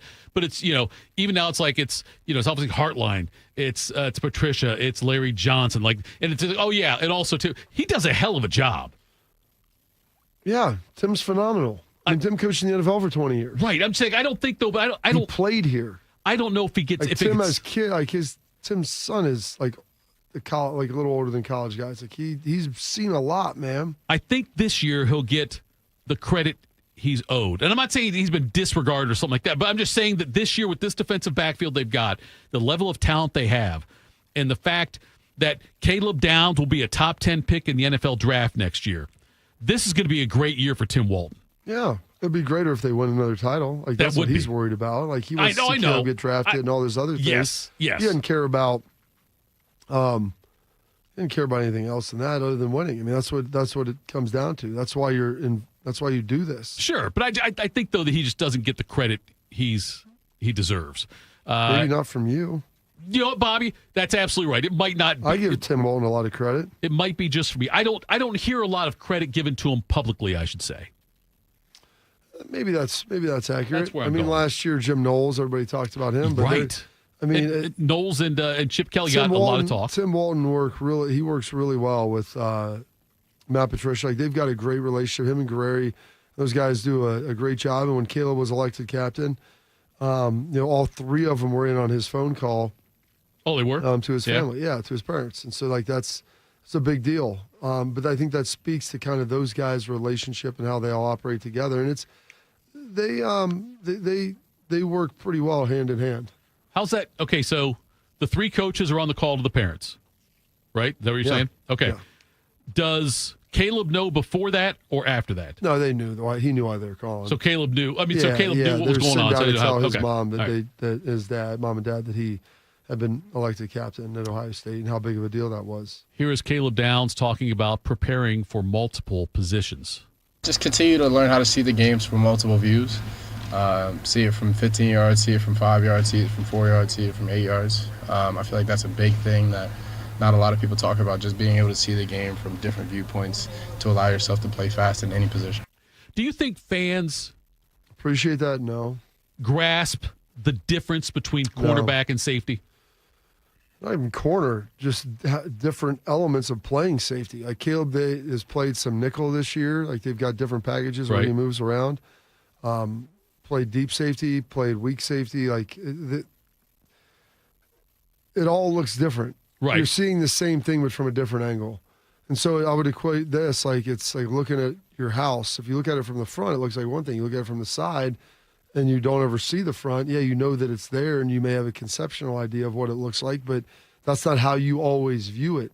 So you know a lot less about viewing it from that angle. And so when things change and the picture changes, it's tougher to be a part of it. And that's one of the things last year people were on Sonny Styles about, well, Sonny isn't as productive, this and that. I'm like, dude, he's played all three linebacker positions this year as a first-year starting linebacker. Like, it's not like a video game. You've got to learn how to see things. And, like, he's hesitant. I'm like, yeah, he's hesitant because, like, the image is slightly different. So you have to be really comfortable with what you're seeing before you can be fast and aggressive. And that's the thing, too, Bob. Like, I think that for most fans, it's a defensive back is what you are. And I don't know if they really understand, and I don't know if you can even explain it. I know you started to right there a little bit, but how much, because you're right, it's different like on your assignments if you're the corner, the weak side, strong side, safety, all these things, nickelback and all that. Assignments, it's just what you are seeing. Like the way you view it, and you're absorbing that information. Yeah. Go look at the side of your house and just stare at it every day for 10 days. You're going to know a lot about the side of your house. Then if you look at it from the street, you're like, okay, I'd never really noticed that before. I didn't notice this before because you hadn't been looking at it from Never that saw angle. that camera there. Yeah, well, exactly. They're in the bedroom, either way. But that's part of the problem is it's the same picture, right, but it's different angles. And so absorbing that and understanding how that impacts you and what it does is a lot harder than what people believe. Going from college to the NFL, let's say, okay, Caleb Downs, we're talking about multiple positions. He looks at different angles, right, which is great, makes him very marketable, makes him more attractive to NFL teams, I would think, that you can do multiple things on the football field. How much different, okay, you talk about the difference like the cornerback, the safety, whatever your assignments are, whatever you're watching. When you go from the college game to the NFL, is it a smooth transition that way because a lot of the assignments, the lingo, the verbiage, the positioning's the same? Well, it depends on what type of defense you're in, who's calling it, what they want to do. But the pictures can be the same. And that's why when they start moving guys' positions, I always get a little concerned because I'm like, they were really good at seeing this. There is going to be a learning curve for them seeing it from another direction. Regardless of, you can learn a new scheme in a new position or in a new, concept and go raise a level. But as you get there, are you being asked to do similar things in a similar manner from a similar perspective? If those things are congruent, then yeah, it's going to be a much smoother transition. What was when you played at Ohio State, when you were a linebacker for Ohio State, what was your primary spot? So it's a little different now because we played a lot different sets as far as offensive position groups. So for my first 3 years, I played all four. I played Sam linebacker, which a lot of times was on the ball over the tight end. Okay. On the edge of the line of scrimmage. We'd have some calls where you'd step off and I'd be over the defensive end or behind the defensive end, stacked over a tight end. And so we'd go from an under to an over and different things. So we did that, but not as much. It was probably 25% of the time. But then I would also play middle linebacker in our nickel defense for the first 3 years. Well, then my last year, to get Schlegels on the field, they let him do that. And then I played our walk end and our rush stuff, which was kind of similar to playing some of the Sam linebacker on the ball things that I did. But it took me time to get better at that. I wasn't great at that early on. They tried to do that my junior year, and I just wasn't very good at it, and I didn't like it. But then again, it's they just put me in there and said, go do this. I'd never done it before. Right. It was a new set of skills, and it was seeing it from a different angle. So you get to the NFL. You're with the Cowboys now. Yeah. What changed then as far as your assignments go, the way you were playing? What was it much I'm just curious what the differences were. They tried to take me off the ball, which, okay. And that took a minute to kind of adjust to that. And then we had an injury, so after I played on the ball for about all through minicamp and OTAs, get the third day of training camp, hey, we're going to play you week inside. I'm like, well, that's great. Why didn't you just do that to begin with? Right. Then I would have a working knowledge of it. So I'm trying to learn that now in camp, which was tougher. I hadn't done that. We were playing a 3-4, a stack of how we two-gapped everything. It was just different. And then Greg Ellis got hurt, and I moved back to playing outside on the strong side, which is what I had basically done my whole career. And I was like, okay, I was pretty good at that. Right. And then the next year I go from playing that to then playing off the ball in the strong inside spot, which I did for 3 more years with Dallas. And I did some rush stuff, but then I started playing more of the nickel coverage things, which I did early in my career at Ohio State. But by the time I got to the end, then I go to Detroit, and then they're playing more of a straight 4-3, and I was playing left outside. They didn't switch right and left, so you're playing both strong and weak depending on the formation. More strong than weak usually, but I had already done that. By the time I'd gotten there, I'd played a lot of different stuff, so I was more in tune with how to play things, and I'd played in other systems and other schemes. But that takes a minute to kind of adjust. to being able to do that. Like, and some people feel more comfortable in a 3-4 versus a 4-3, and just how all that stuff kind of relates and correlates. When you're in Dallas as a rookie, and you talked about they moved you around a little bit, and the one you didn't like the one switch they made, right? Well, it was just late, and I hadn't really had a chance to learn. You didn't agree with how it was executed on their part. I understand why they did it, but I'm like, if you were going to do this anyway, which I think they were going to, like, well, we wanted you to feel comfortable first. I'm like, but then I was going to be uncomfortable doing this, so just put me in that from day one and let me learn it. Is it a conversation, or is it like, did you push back at all? If they say to you, Bobby, we want this is what we're going to do, can you say? No, I wasn't moving, because that's what I knew why they were doing it. Okay. I thought they were eventually going to do that anyway. I just wish they would have done it sooner, so I could have. It wasn't learning the system, it was being able to feel it and understand how things happened around you in that moment. I think that because, and I'm speaking only as the older guy who played video games, and I don't know I haven't played the newer games and what they do, but I know is when part of my football knowledge of things, I guess, when you're playing the video game, if you're playing with the Giants back in 1986, you're just going to be Lawrence Taylor every play, and you're going to rush, and it doesn't matter. You don't worry about coverages, right? Or you're going to throw the ball to Jerry Rice all day long for the 49ers. So I wonder if football fans that grew up that way or grew up playing video games Tecmo Bowl, where you had 4 plays you could choose from. That's exactly right. There was no defenses. You just picked a play. You run left or run right. You give it to Bo Jackson, it's a touchdown. But I wonder, though, Bobby, how that affects non-football playing people's knowledge of the game. Because now more than ever, the games are so much more advanced. People know a lot more than they did before. Do you think your kids playing the video games when they play things like that? My kids don't really do that. I think they're doing it more now, but it's honestly not bad. Because you learn, like, cover 3, cover 2, single high, what this stuff looks like and how, when you want to run it and what it's good at. Yeah. And I was going to ask Schleggs that. I forgot to ask him. Like, I wonder how much does he think the knowledge that kids, those 7th graders out there coaching, the knowledge they get, 7th and 8th graders, the knowledge they get on football outside of practices and games, do they get more of their knowledge from video games or watching football games? It's a great question. I'm not sure. I mean, I watched a lot of football games with my dad and his friends growing up who were all coaches, so I was just sitting there absorbing coaching conversations. Right. About understanding this is good against that. They're doing this. Why don't you run this? This team has a good line, defensive line, more screens and draws. Like, all those different things. Like, that's just kind of what was always in my, always like the conversations surrounding games that I was watching, so how I would consume it. Did your dad have a projector at home? No. Yeah, he did for his old reels. It's not like we had it up. We'd watch some of it. I got you. That's when you know it's a football coach. If you got one of those at home. Well, that's what his stuff was on from high school. So Yeah. he went and got the cans and got the projector. We watched in the basement on the wall. Bodie, can you remind me, make a note next week to make sure I ask Schleggs that question? Bobby said it was a good question. I feel like it's a great question. I think Bobby's shorted me out a little bit. That's okay. I think it's a good question. I'd like to ask about how these kids consume the football and learn it. Consume the football. Follow me on Twitter at That Happens. Anyway, coming up next, Austin Ward joins us. Morning Juice. When it comes to protecting your business, whether it's your staff, property, or assets, don't make a crucial mistake by contracting companies that provide subpar and unprofessional service. What you need is a security partner known for their unwavering professionalism and unnatural liability. You need Event Risk. Event Risk is a U.S.-based, veteran-owned company that not only specializes in on-site guarding, but also offers armed security associates and executive protection agents. Event Risk, elite protection for your peace of mind. Hello, my name is Eric Rose, CEO and founder of Event Risk Security Services. We are a U.S.-based, veteran-owned company providing protection services and consulting to Fortune 500 corporations, movie studios, celebrities, and high-net-worth individuals. If you're tired of fluff margins with low compensation for poor quality security officers and the endless revolving door of vendor staffing, then give us a try.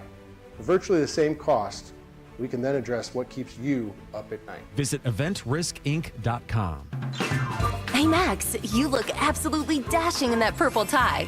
Ready to harness the world? You bet, Daisy. I'm ready as I'll ever be. And might I say, your purple tie really pops with your vest. Thanks. I almost went with a cape, but didn't want to come across as pretentious. Nonsense. Anyone in our line of work should rock a cape. You might be onto something, Max. Phew, so here we go. First day on the job. We've got this, right? Right. Don't forget, we both graduated from Dogs Inc. with honors. Which means I can guide my human around a busy city with ease. And I can give my human a restful night. I hope my human is kind and loving. And I hope mine likes wet kisses and zoomies. Ready to make a difference? Born ready. Let's go. Discover how extraordinary dogs like Daisy and Max change lives at no cost to the recipients. Visit dogsinc.org.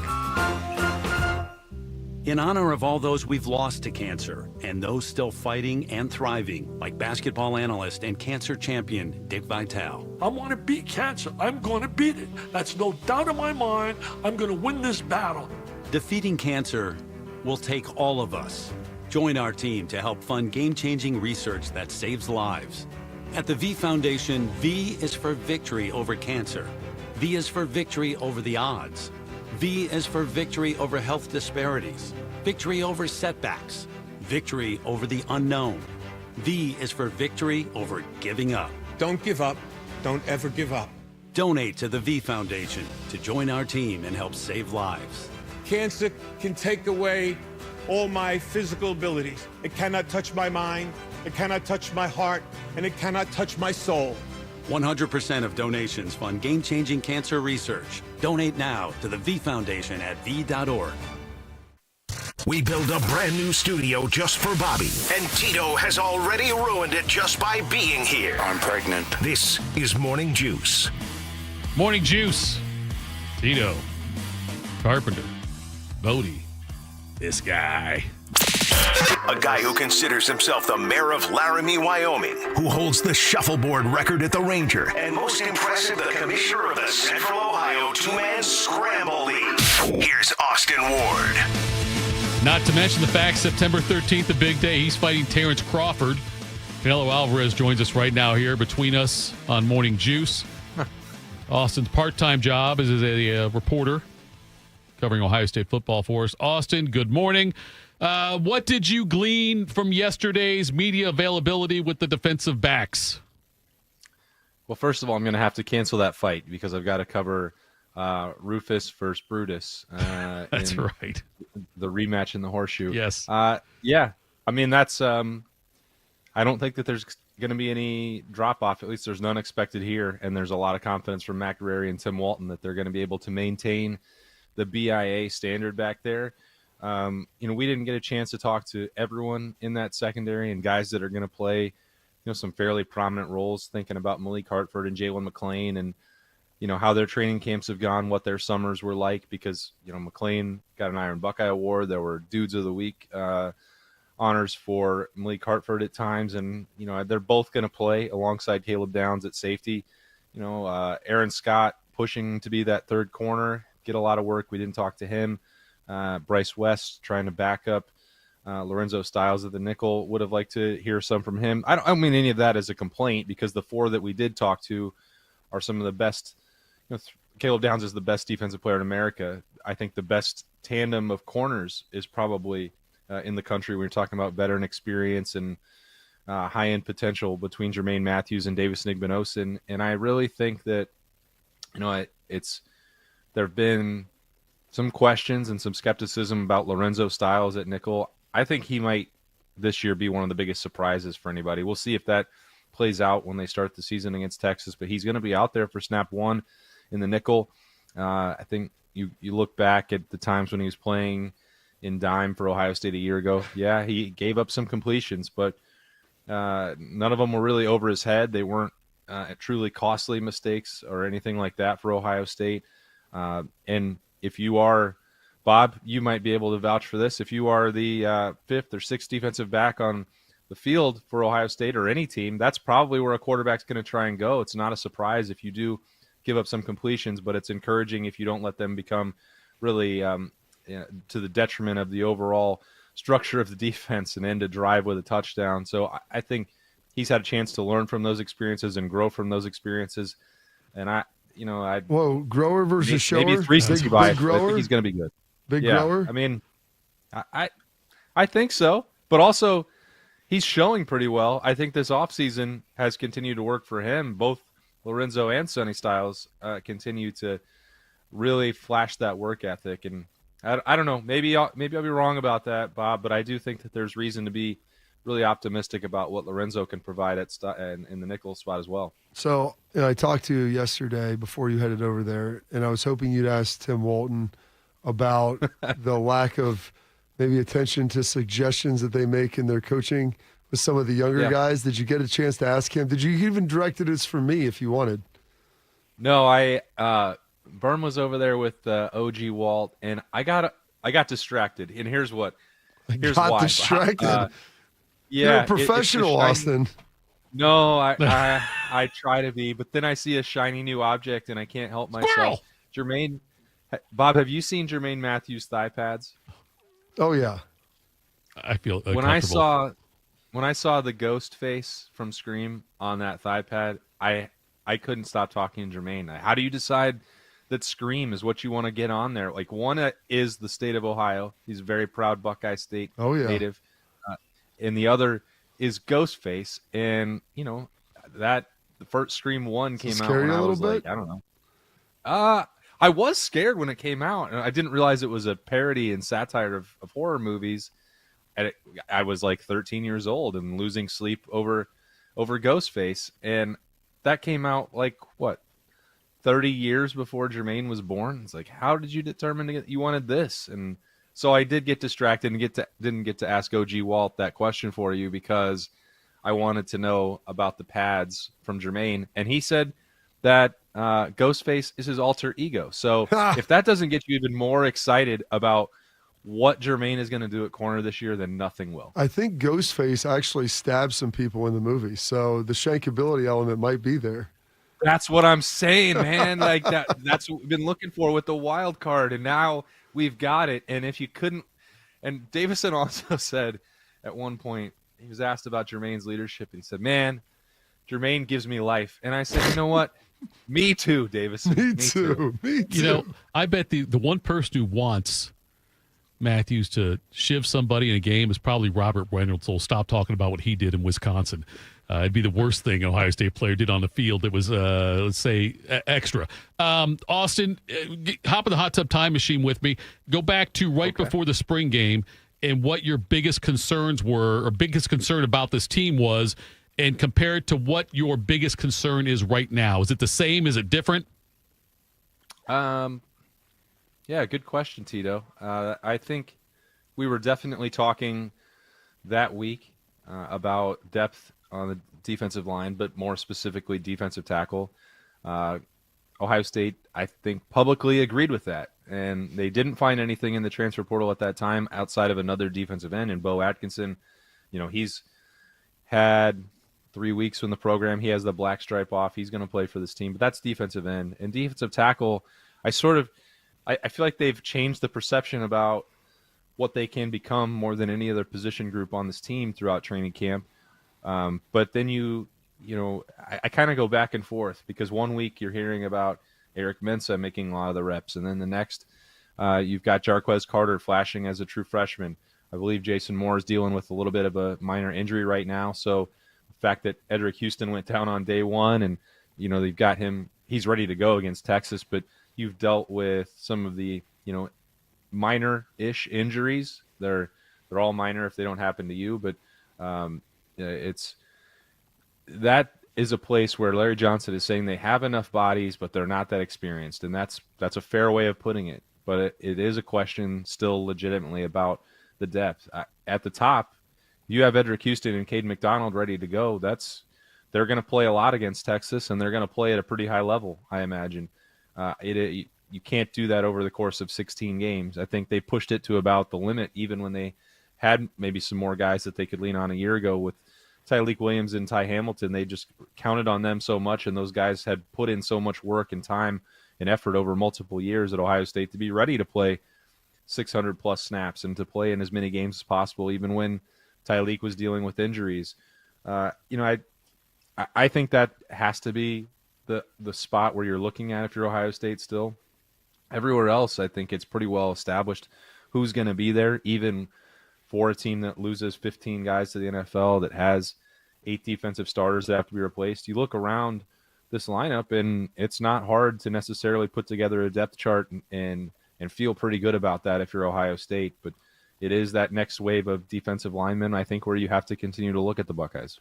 Did you ask any of the guys, like as far as the players, about the quarterback decision of their thoughts on it? And just, it's interesting because you get some freewheeling guys out there, like you mentioned, the wild cards. Say, they may give you their they'll probably give you their unfettered, thoughts from their brain, which is what you want to hear. Did you get any of that or glean any insight into the decision and what those guys thought? Yeah, it was pretty interesting timing, Bob, with getting, the defensive backs the day after Julian Sayin was publicly named the starting quarterback for Ohio State. And there was a lot of conversation about how quick the football gets out of his hands, and then that's been a different kind of test for them. And, Jermaine was talking about that. If you aren't in coverage, you expect to try and catch up, and Julian Sayin's at the top of a 3-step drop. Well, that football is going to be out of his hands. And that's been one of the traits I think that we've all talked about. If you've got to see any practice, if you watch the spring game, it just comes out of Julian Sayin's hand like in a flash, and it's pretty accurate when it does as well. So, Tim Walton talked about that too, the importance of, not wasting any time in coverage, getting into competition right away, maintaining it at the top of the route. A lot of coaching buzzwords, but it all circled back to the fact they were getting what they thought were really good looks. And they included Lincoln Kienholz in that as well. But I don't think that the challenge is exactly the same as what Julian Sayin provides. We know that he can touch every part of the field with his arm when he's been making making quick decisions and getting the ball out. And I think he's increasingly making those decisions correctly, which is what Ryan Day wants to see. Everybody on that side of the football, I think, has noticed that is the extraordinary trait for Julian Sayin. And as we talked about a week ago, that was ultimately what was going to set him apart and why the comparisons were being made to Dwayne Haskins in his battle with Joe Burrow. So, it's still early in the development process for Julian Sayin. I do think that's worth keeping in mind as you get ready for Texas. This is a game I think that still is going to have to be won by the Silver Bullets, and I still think that they will. We can talk about that more next week, I'm sure, but the way that the defense talks about it, we're going to get some more from the tight ends and later on today in the Woody. I don't know how much of that conversation will be about Julian Sayin and Lincoln Kienholz for them, rather than being able to block a defensive end on one play and win a route against the safety on the next. That tends to be the theme of these days with the tight ends. But this is the last availability of training camp officially. So the month has really wound down, and that shift towards Texas and the start of the real game week is coming up pretty quickly here. So, pre-spring, I think most people figure out Julian Sayin's going to win this job. And then throughout the spring and the practices and everything, then it became clear that from what Ryan Day was saying, and that it was actually a really close competition, and Kienholz could have been the starter. In the end, Sayin's a starter. Do you think it was as close as Ryan hinted it was? The only thing that Ryan Day never said that I can recall from any of the press conferences, and you and I, we've talked about this before, Tito, that I don't think that Ryan Day ever makes any accidents when he's speaking into a microphone. I think it's always intentional and well thought out. And when he says it's close, I do believe that it was close. He didn't ever say something that he did say about Kyle McCord and Devin Brown, which is it went back and forth. Now, he said that there were days that Lincoln had better practices, and we saw those in spring. Out of the 5 open practices, which again is only a third of what they actually did, so a small sample size, I think the general consensus from people that watched those 5 practices was that Lincoln was better in 4 out of the 5. Now, the 5th was the spring game, and Julian he came out much hotter and had clearly the better day. Even if you went into training camp and had the first 3 practices, Lincoln was probably better in the first one, and then Julian started pulling ahead and looking better in 2 and 3, and then had a good first scrimmage. There were always good things that Lincoln was doing that can make it close in the mind of the evaluators, or did make it close in the mind of the evaluators on the coaching staff. But it was never a point where I think that they had serious doubt about who the leader was or who was ultimately going to win the job. There wasn't a point where on this show, on Morning Juice or on the beat with me and Berm, where it was like, yeah, there's a competition, but maybe Lincoln can win it. It was always ultimately Julian Sayin is going to be the starting quarterback for Ohio State. It's a really good thing that the backup quarterback is planting some seeds of doubt in the coaching staff or winning over the locker room or proving that if a situation arises, he can go in and be game ready and Ohio State can win with him, which is the other thing that was said on Monday that is pretty important. Ohio State believes that they can win with both of those guys. And, there is nothing that is bad about having competition. I think it made both of them better. I believe that as well. Offensive line, Austin Cervelt being left tackle, I don't think that was anticipated coming into the start of camp. The reason for him being the starter over there and kind of how that right side looks, Austin.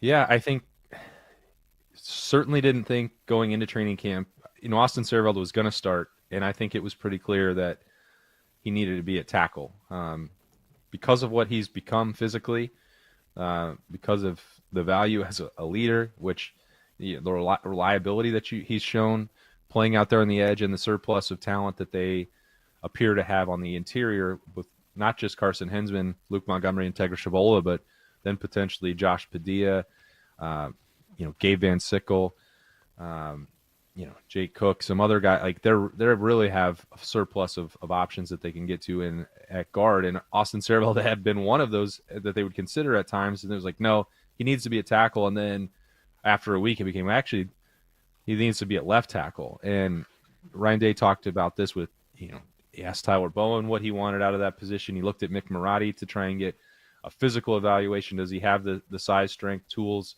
mobility, agility to play at left tackle? And they're like, yeah, he can. And he did a year ago in training camp. That was the first time, Bob, when they were dealing with that hand, foot, and mouth, and they just had to get through a practice. They threw Austin Cervelt out there. How close the room is, Austin. There is a tight bond there. And he showed that he could do that then. And that was like, well, maybe this conversation could be different for the Austin Cervelts. Because I think we said, do we think he was going to be at left tackle 2 weeks ago? And the answer was no. 2 years ago, when they recruited Austin Cervelt, did they ever think he was going to play left tackle? I think the answer to that would be no as well. So it's been surprising. It's been one of the most encouraging developments I think that Ohio State could have seen on the offensive line. It has given them even more options when you look at that, and became this battle with Philip Daniels and Ethan Onyanwa, two guys that they got out of the transfer portal in the winter. It was the projection then, penciling them in. One's going to be the left tackle, one's going to be the right tackle, and Austin Cervelt changed that. And Philip Daniels, by the way, has changed that even more from 2 weeks ago. We thought it'd be Ethan Onyanwa, who had the NFL draft buzz going on, and I think probably required a little bit more NIL payments up front to sign with Ohio State than Philip Daniels did.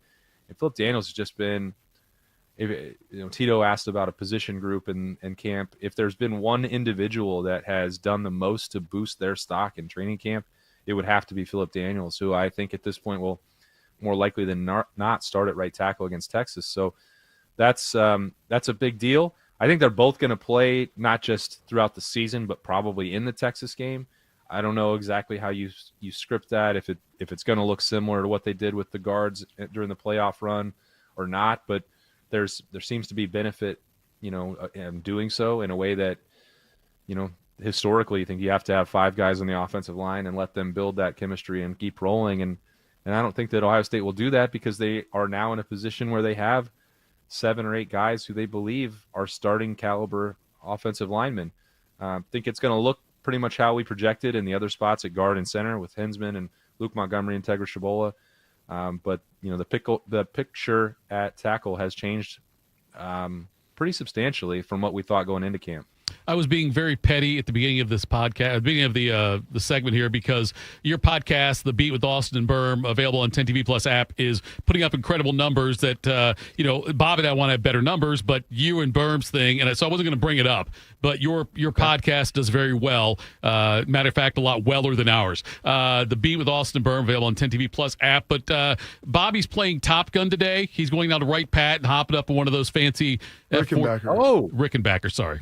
Rickenbacker. Sorry, Bob, I got that wrong. He's doing that today. And I've heard stories about people getting sick and passing out and things like that when they're in this situation. So I'm only asking this for that question. I'm asking this question for that reason, not for anything else that would be more permanent. I'm asking you, though, Austin, if I need a co-host just for tomorrow because Bobby has a rough flight. If I burn in is what he's saying. No, I'm saying just for tomorrow. I'm saying one day. If I need a co-host for one day, are you available tomorrow or are you doing every other show at the Fan? No, if you need me, Tito, I'll be there. Don't worry. Okay, we'll find out. They scheduled me for here's how it works with Ohio State and my schedule.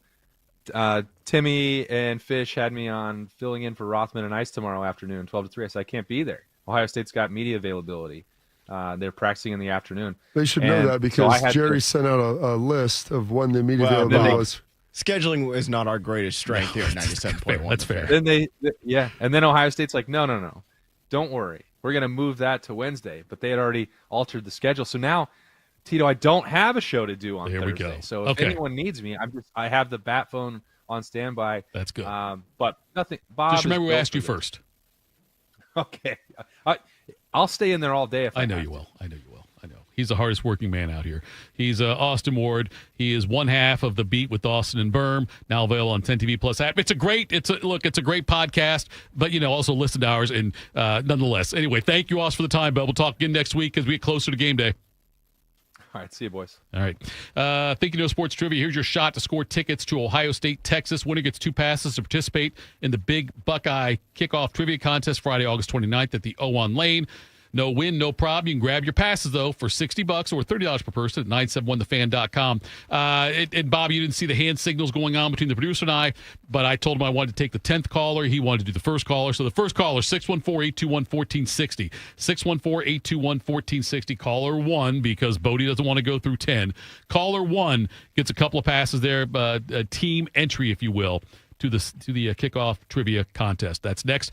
We'll do that in the break there. Also coming up, we'll tell you what's got us juiced. Morning Juice. When was the last time you hopped out of bed without that knee or back screaming at you? Or walked down a flight of stairs without having to take your time? You thought to yourself, I'll just tough it out. But nothing changes. Hi, it's Tyvis Powell. It's time to call and schedule that free consultation with Dr. Walkoff and his team at QC Kinetics here in Columbus. I'm glad I did. Myself and others have turned around their lives with QC Kinetics regenerative treatments that work with your body to help restore and repair damaged joint tissue. Natural cellular therapies, no scalpels, no pills, just long-term relief with no dreaded recovery. Check it out at qckinetics.com/Columbus. Bring your x-rays and MRIs to QC Kinetics for a free, no-pressure chat and thorough evaluation to see if you're a good candidate. Find out if you're a good candidate. The consultation is free. Just call QC Kinetics at 380-208-4544. 380-208-4544. That's 380-208-4544. Hey, what's up? It's T-Bone. My good friends over at Sleep Better Columbus want you to know that if you're 65 or older, enjoying those golden years, but maybe you're dealing with restless nights, you need to listen up. Are you tossing and turning, struggling with sleep apnea, and that leaves you wiped out during the day? Well, it's time to reclaim your rest with Dr. Mark Levy at Sleep Better Columbus. As a leading provider in non-surgical sleep apnea treatments, Dr. Levy helps you breathe easier and sleep deeper with custom oral appliances, a comfortable alternative to CPAP. The best part is that Sleep Better Columbus is in network with most medical insurance plans and is a proud Medicare provider, so your coverage can work seamlessly with Sleep Better Columbus. And as we head toward the end of the year, don't let those benefits go unused. You don't want to wait to use your deductible. Act now to make the most of it with Sleep Better Columbus. Call Sleep Better Columbus today at 800-MORE-SLEEP or visit sleepbettercolumbus.com. Once again, that number, 800-MORE-SLEEP or sleepbettercolumbus.com for your consultation. Sleep better, live better, you've earned it. And we're live here outside the Perez family home, just waiting for the... And there they go, almost on time this morning. Mom is coming out the front door strong with a double-arm kid carry. Looks like Dad has the bags. Daughter is bringing up the rear. Oh, but the diaper bag wasn't closed. Diapers and toys are everywhere. Ooh, but Mom has just nailed the perfect car seat buckle for the toddler. And now the eldest daughter, who looks to be about 9 or 10, has secured herself in the booster seat. Dad zips the bag closed, and they're off. But looks like Mom doesn't realize her coffee cup is still on the roof of the car. And there it goes. Oh, that's a shame. That mug was a fam favorite. Don't sweat the small stuff. Just nail the big stuff, like making sure your kids are buckled correctly in the right seat for their age and size. Learn more at nhtsa.gov/the right seat. Visit nhtsa.gov/the right seat. Brought to you by NHTSA and the Ad Council. Attack and dominate. You're locked into Morning Juice. Sponsored by Riverside Bank of Dublin. Here's Bobby and Tito. All right, we are back. Final segment of the program. Let's do this, Bob. Actually, yeah, let's do this. We love Ricky Bobby. Let's do it. What's got you juiced? Sponsored by Billiards Plus. Find your next grill and everything you need for the master griller. Billiards Plus on Dublin Center Drive in Dublin. All right, General. What's got you juiced? I know what's got you juiced. Danger Zone. You gonna play it? No, I'm playing multitasking. This. Okay, all right. Look at this, Bodie. There we go. Here we go. So my kids have seen Top Gun Maverick a couple times, and I think they've only seen this one once. And we didn't. It's been a while, and I showed them the trailer on Monday night after we finished Maverick, and they saw Goose, and my youngest son Caleb goes, "Oh, he looks just like Rooster," and I'm like, "They did a pretty good job." I'm like, "There you go, buddy. It's supposed to be his son." I thought they did a heck of a job with Miles Teller casting him, and I always go back to the comment Glenn Powell was getting interviewed, who ends up playing Hangman. He auditioned for Rooster because it was a bigger role. He doesn't get it. He was disappointed. And I could never imagine Glenn Powell playing Rooster after seeing him play Hangman. It'd be like having Ice play Maverick. Couldn't do that, or even Goose. And how much, he's like, I was disappointed. But I think, Glenn Powell's career has done a good job. And it goes back to Tom Cruise, what he told him at this. And he's like, I really want you to play this character. I think you'll be great at it. And he told him his best advice. He's like, don't pick characters. He's like, pick great movies and make your character great. And I was watching, then I got in the Tom Cruise wormhole, and they have a movie called Tom Cruise, a documentary, The Last Movie Star. And it's a clip from him on Outsiders, which was kind of his first big one, foray. And he's not a main character. It's Matt Dillon's the lead. His first big movie he was in, though, was successful, There's a lot of people in it. And so he goes, I took that movie, and there's a scene where they're all coming out of the house, and I completely forgot this. And they're all like kind of crazy, whatever. And he jumps on the car and does a backflip. And wasn't scripted, wasn't supposed to be part of jumps up on the hood and does a backflip off of it. Didn't tell anybody he was doing it. And they loved it and left it in. It's like, he was like, I'm always going to be the star. I'm always going to be noticed. You want me on that. But you want me, I'm going to pick a great movie, and then I'm going to make a great character out of it.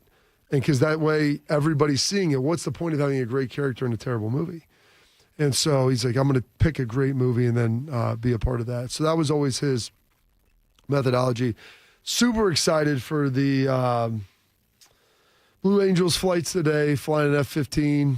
I'm not worried about the flight. I'm not claustrophobic, and you can see out the cockpit, so I think I'll be good with that.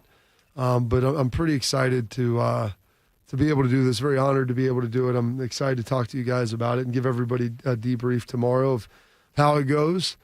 Going to get a little bit of a workout in beforehand. Not going to eat. So my first meal will probably be around 5 o'clock tonight. So excited about that. Not really. I'd prefer to eat more earlier. But, I was talking to EJ, and EJ's like, you probably should eat some food. I'm like, no, I'll be good, man. I go, don't usually eat before noon. And I wanted to get the early flight window at noon. They put me at 2, so it's just what it is. And we'll see how that works, and that should be fine. But I'm excited for this. Excited yesterday. I went over and shot some of, I call it the Lieutenant Governor's Challenge, the fitness challenge for Ohio that they're bringing back. Was over there with Nate Oliver and Ted Ginn doing some workouts. Feel like I was doing an infomercial for elementary school kids. Right. Over at the State Highway Patrol Academy, which was awesome. It was a lot of fun. Very interesting and unique, but a lot of fun.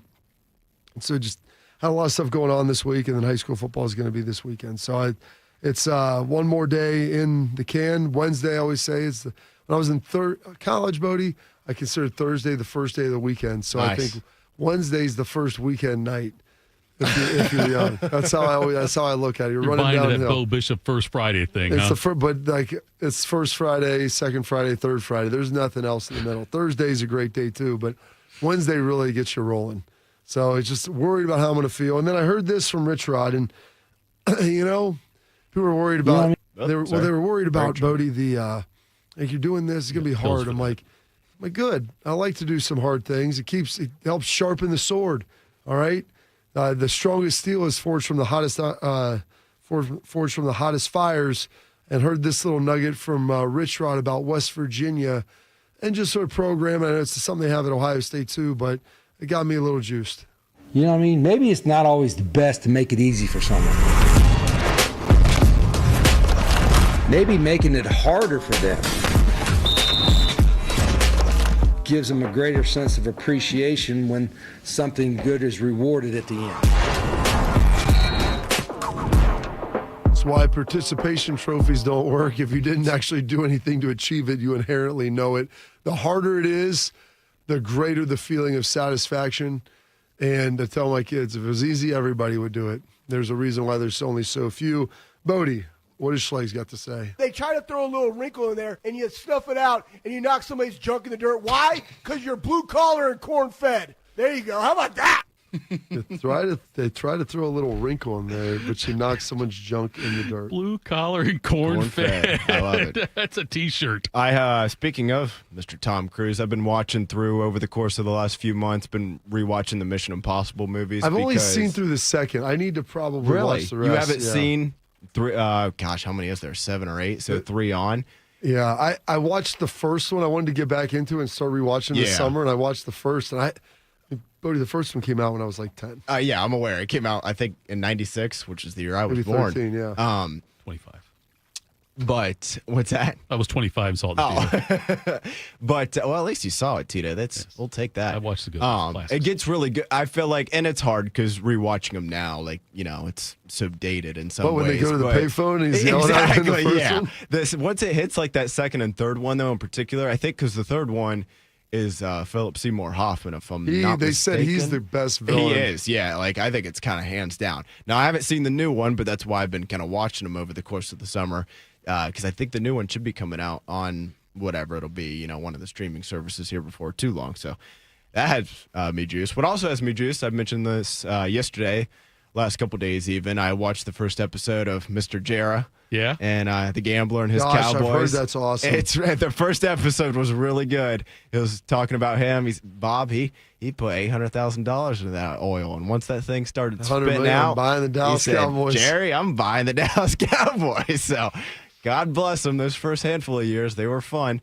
I got into some of the drafting Aikman and whatnot. So that was pretty good. Keep watching that today. And then what else has me juiced? I think mostly they're just those two things. I don't know if the CJ Carr news has me juiced or not, Tito. But I think it's got you on edge. Nevertheless, we're going to go down to Coral Gables here in about a week and change, and somebody had to play quarterback, and it's going to be him. So we'll see how that goes. Is it on Netflix, the Dallas Cowboys thing? Yes. Yep. Okay. You know what? I am going to check that out then. I think even if you're not a Cowboys fan, and I've only seen one episode, but everybody knows the names. It's Jerry, it's Jimmy, Michael, Troy, Emmett, Dion. It's the names. If you're an NFL fan, I would, like I said, I've only seen the first episode, but assuming it continues on that trend, I would recommend it because it's good. I've got a big problem with movies like Mission Impossible. Why? So I saw the first one in the theater. So did I. Okay. Drive-in. You saw it drive-in. Did you go into the trunk? A little too tall. Could have used a few pounds. Yes. It's when I see movies like that, I never get them until later. It took me, I had to watch it 2 or 3 times before I understood. I say the Bond movies. Sometimes the Bond movie, I'll watch a Bond movie, I'm like, I've seen some of the Bonds, and those can be, you do got to watch those a couple of times. I don't feel like I've gotten that with Mission Impossible. I'm not a very smart person. What was amazing is they said in that Tom Cruise, the last movie star, is they go, Tom Cruise knew he could never be James Bond, so he made Ethan Hunt his James Bond. Watch this. He killed off the whole team and just made it basically him. So I think movies like that, I miss out on them because I don't want to watch them because I don't want to watch them twice. I love what movie that I have to watch twice. I don't want to think too much. Exactly. I don't want to think too much, You Bob. ever seen a Christopher Nolan movie? You know what? It took me twice to watch the last Batman one. Dark Knight Rises. Dark Knight Rises. I had to watch that one twice before I figured out everything about it. I'm just saying, like that. Figured the Bane was that the person escaping the pit was actually her. And yeah, not Bane. that took He's me a the while. one down Yes, there. that it was one of those things like that. And also the very end when I realized that he lived and that all those things. That's why I don't like watching complicated. Give me Cannonball Run. Give me something simple where I don't have to think too much and don't have to watch it twice. Did you realize the police officer was setting up to be Robin? Did you catch that part? I did catch that one. Yes, that one I got. That was pretty straightforward. That was but the fact that they never made a Robin movie around him or made him the next Batman, whatever I was it was. surprised at That also bothers me. That they I would never argue, did that. though, them just leaving that as is rather than let's make 9 more movies about this and ruin the franchise. Like, have you better ever to start, seen the go out on top. 1966 Batman movie? No. Have you seen that one, Bob? Who is Batman in that? Jumping Jiminy's Batman. Yes, that is Adam West and Burt Ward. Okay. And Tune in next week. Much more my Can our speed. heroes save the day? Same bat time, same bat channel. Listen, there's a scene in that where Batman is running around a dock where there's all kinds of people for some kind of beach thing, and he. See, now Batman would just shoot out, The grab bomb. shoot He's across holding a him. bomb over his head that is huge, just like a medicine ball with a torch on top of it, and he's running around trying to dispose of it, and he's has to keep stopping because like, oh, I can't throw it there. There's a kid out there swimming. And he goes, oh, I can't throw it there. There's a boat right there, and he's running around doing this whole thing. I also believe that's the one where they had the. Batman is on a ladder from a helicopter over the water, and a shark jumps up and grabs his leg. And Batman, luckily, his utility belt happens to be holding something. And he pulls it out, and it says on the canister, "Bat Shark Repellent." Yeah. And he sprays it, and the shark goes down. Yeah, that's kind of stuff. Because he had his guy making it, and they had Morgan Freeman making it in the lab. Yes, Alfred the butler down there making that. But the Bat Shark Repellent was that. That one, go. I'm telling you, Bob, I'll watch one of your movies. You watch one of mine. I used to watch the old Batman on TV at syndication. My grandma. Yes. It was like having a conversation with Sleggs because he's just like poof, bam, and like the sound bubbles just pop up. We're out. I go talking to Sleggs is like reading a comic book. It gives you all the inherent sounds. Smack, pow. I watched syndication also, Bob, and show how dumb I was as a kid. Like it was always 2 episodes. Like the first back to half. back, yeah. Well, it wouldn't be like when I was doing it, it would be like, at 4:30. It was after the Brady Bunch in syndication. Anyways, it would show a Batman episode for 30 minutes, and then the next day would be the second half of it, right? And every time at the end of the first one, Batman and Robin were about to die.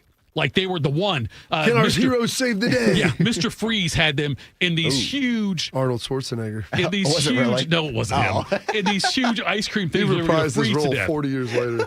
And they come back like, will the heroes survive, or will they be popsicles? Same bat time, same. And every night I wondered if they'd make it out the next day. But the fact they had a show the You know next what they day, I call knew they that? made it. A great tease. No, they called me a dumb 7-year-old for never really picturing that, never actually thinking at night, boy, I hope Batman and Robin make it out of that one. Listen, dude, you're sitting there. It's appointment watching for you. You want to come back and see if they survive. It's exactly right. All right. Thank you, Austin Ward. Thank you, Bobby. Just come back safely. Okay, just no one to mourn you when you burn in. No, don't. Look, I'm not doing this game with you. Just come back safely. Enjoy yourself out there. All I ask is that you do the Rich Eisen tribute like he did to Stephen A. on his Stuart Stuart Scott. Stuart, yeah, not Stephen A. Jeez. Not Stephen A. He tried to kill Stephen A. Smith right there. That's awfully brutal by you, Bobby. Stuart This Scott. will be the greatest Sports Center episode ever. But it was unbelievable. I saw that tribute, and I was Pretty thinking, cool. It was really cool. Yeah, it was really cool. That was very cool. So just do that for me. Thank you, buddy. Bobby, I'm not going to. No, we're not. You are not going to be a national story tomorrow. I have a cutout. You're It'd not be a going. great. Listen, I'd be all over the place. They'd probably interview tell you, Thitoff. This would be great content and help elevate your career. It absolutely would. No doubt it would. Think about what that would do for you and Bodie. I know you're a shameless promoter, Thitoff. I am. Look, you might be praying for me to die. I'm not praying for you to die. I'm going to shave in the morning, though, just in case I'm on TV. I'm just telling you, though, just don't. Hey, Jeff, some guys want to come in and film you doing this first show without Bobby. I can't. Sure, have them come on in. One time. How many can we have fit in here? Here's my address. You can follow me to work in the morning, and we can do some interviews. It's going to be tough today. It's going to be hard. It's going to be different. That's for sure. You actually had a script already prepared for this? Right.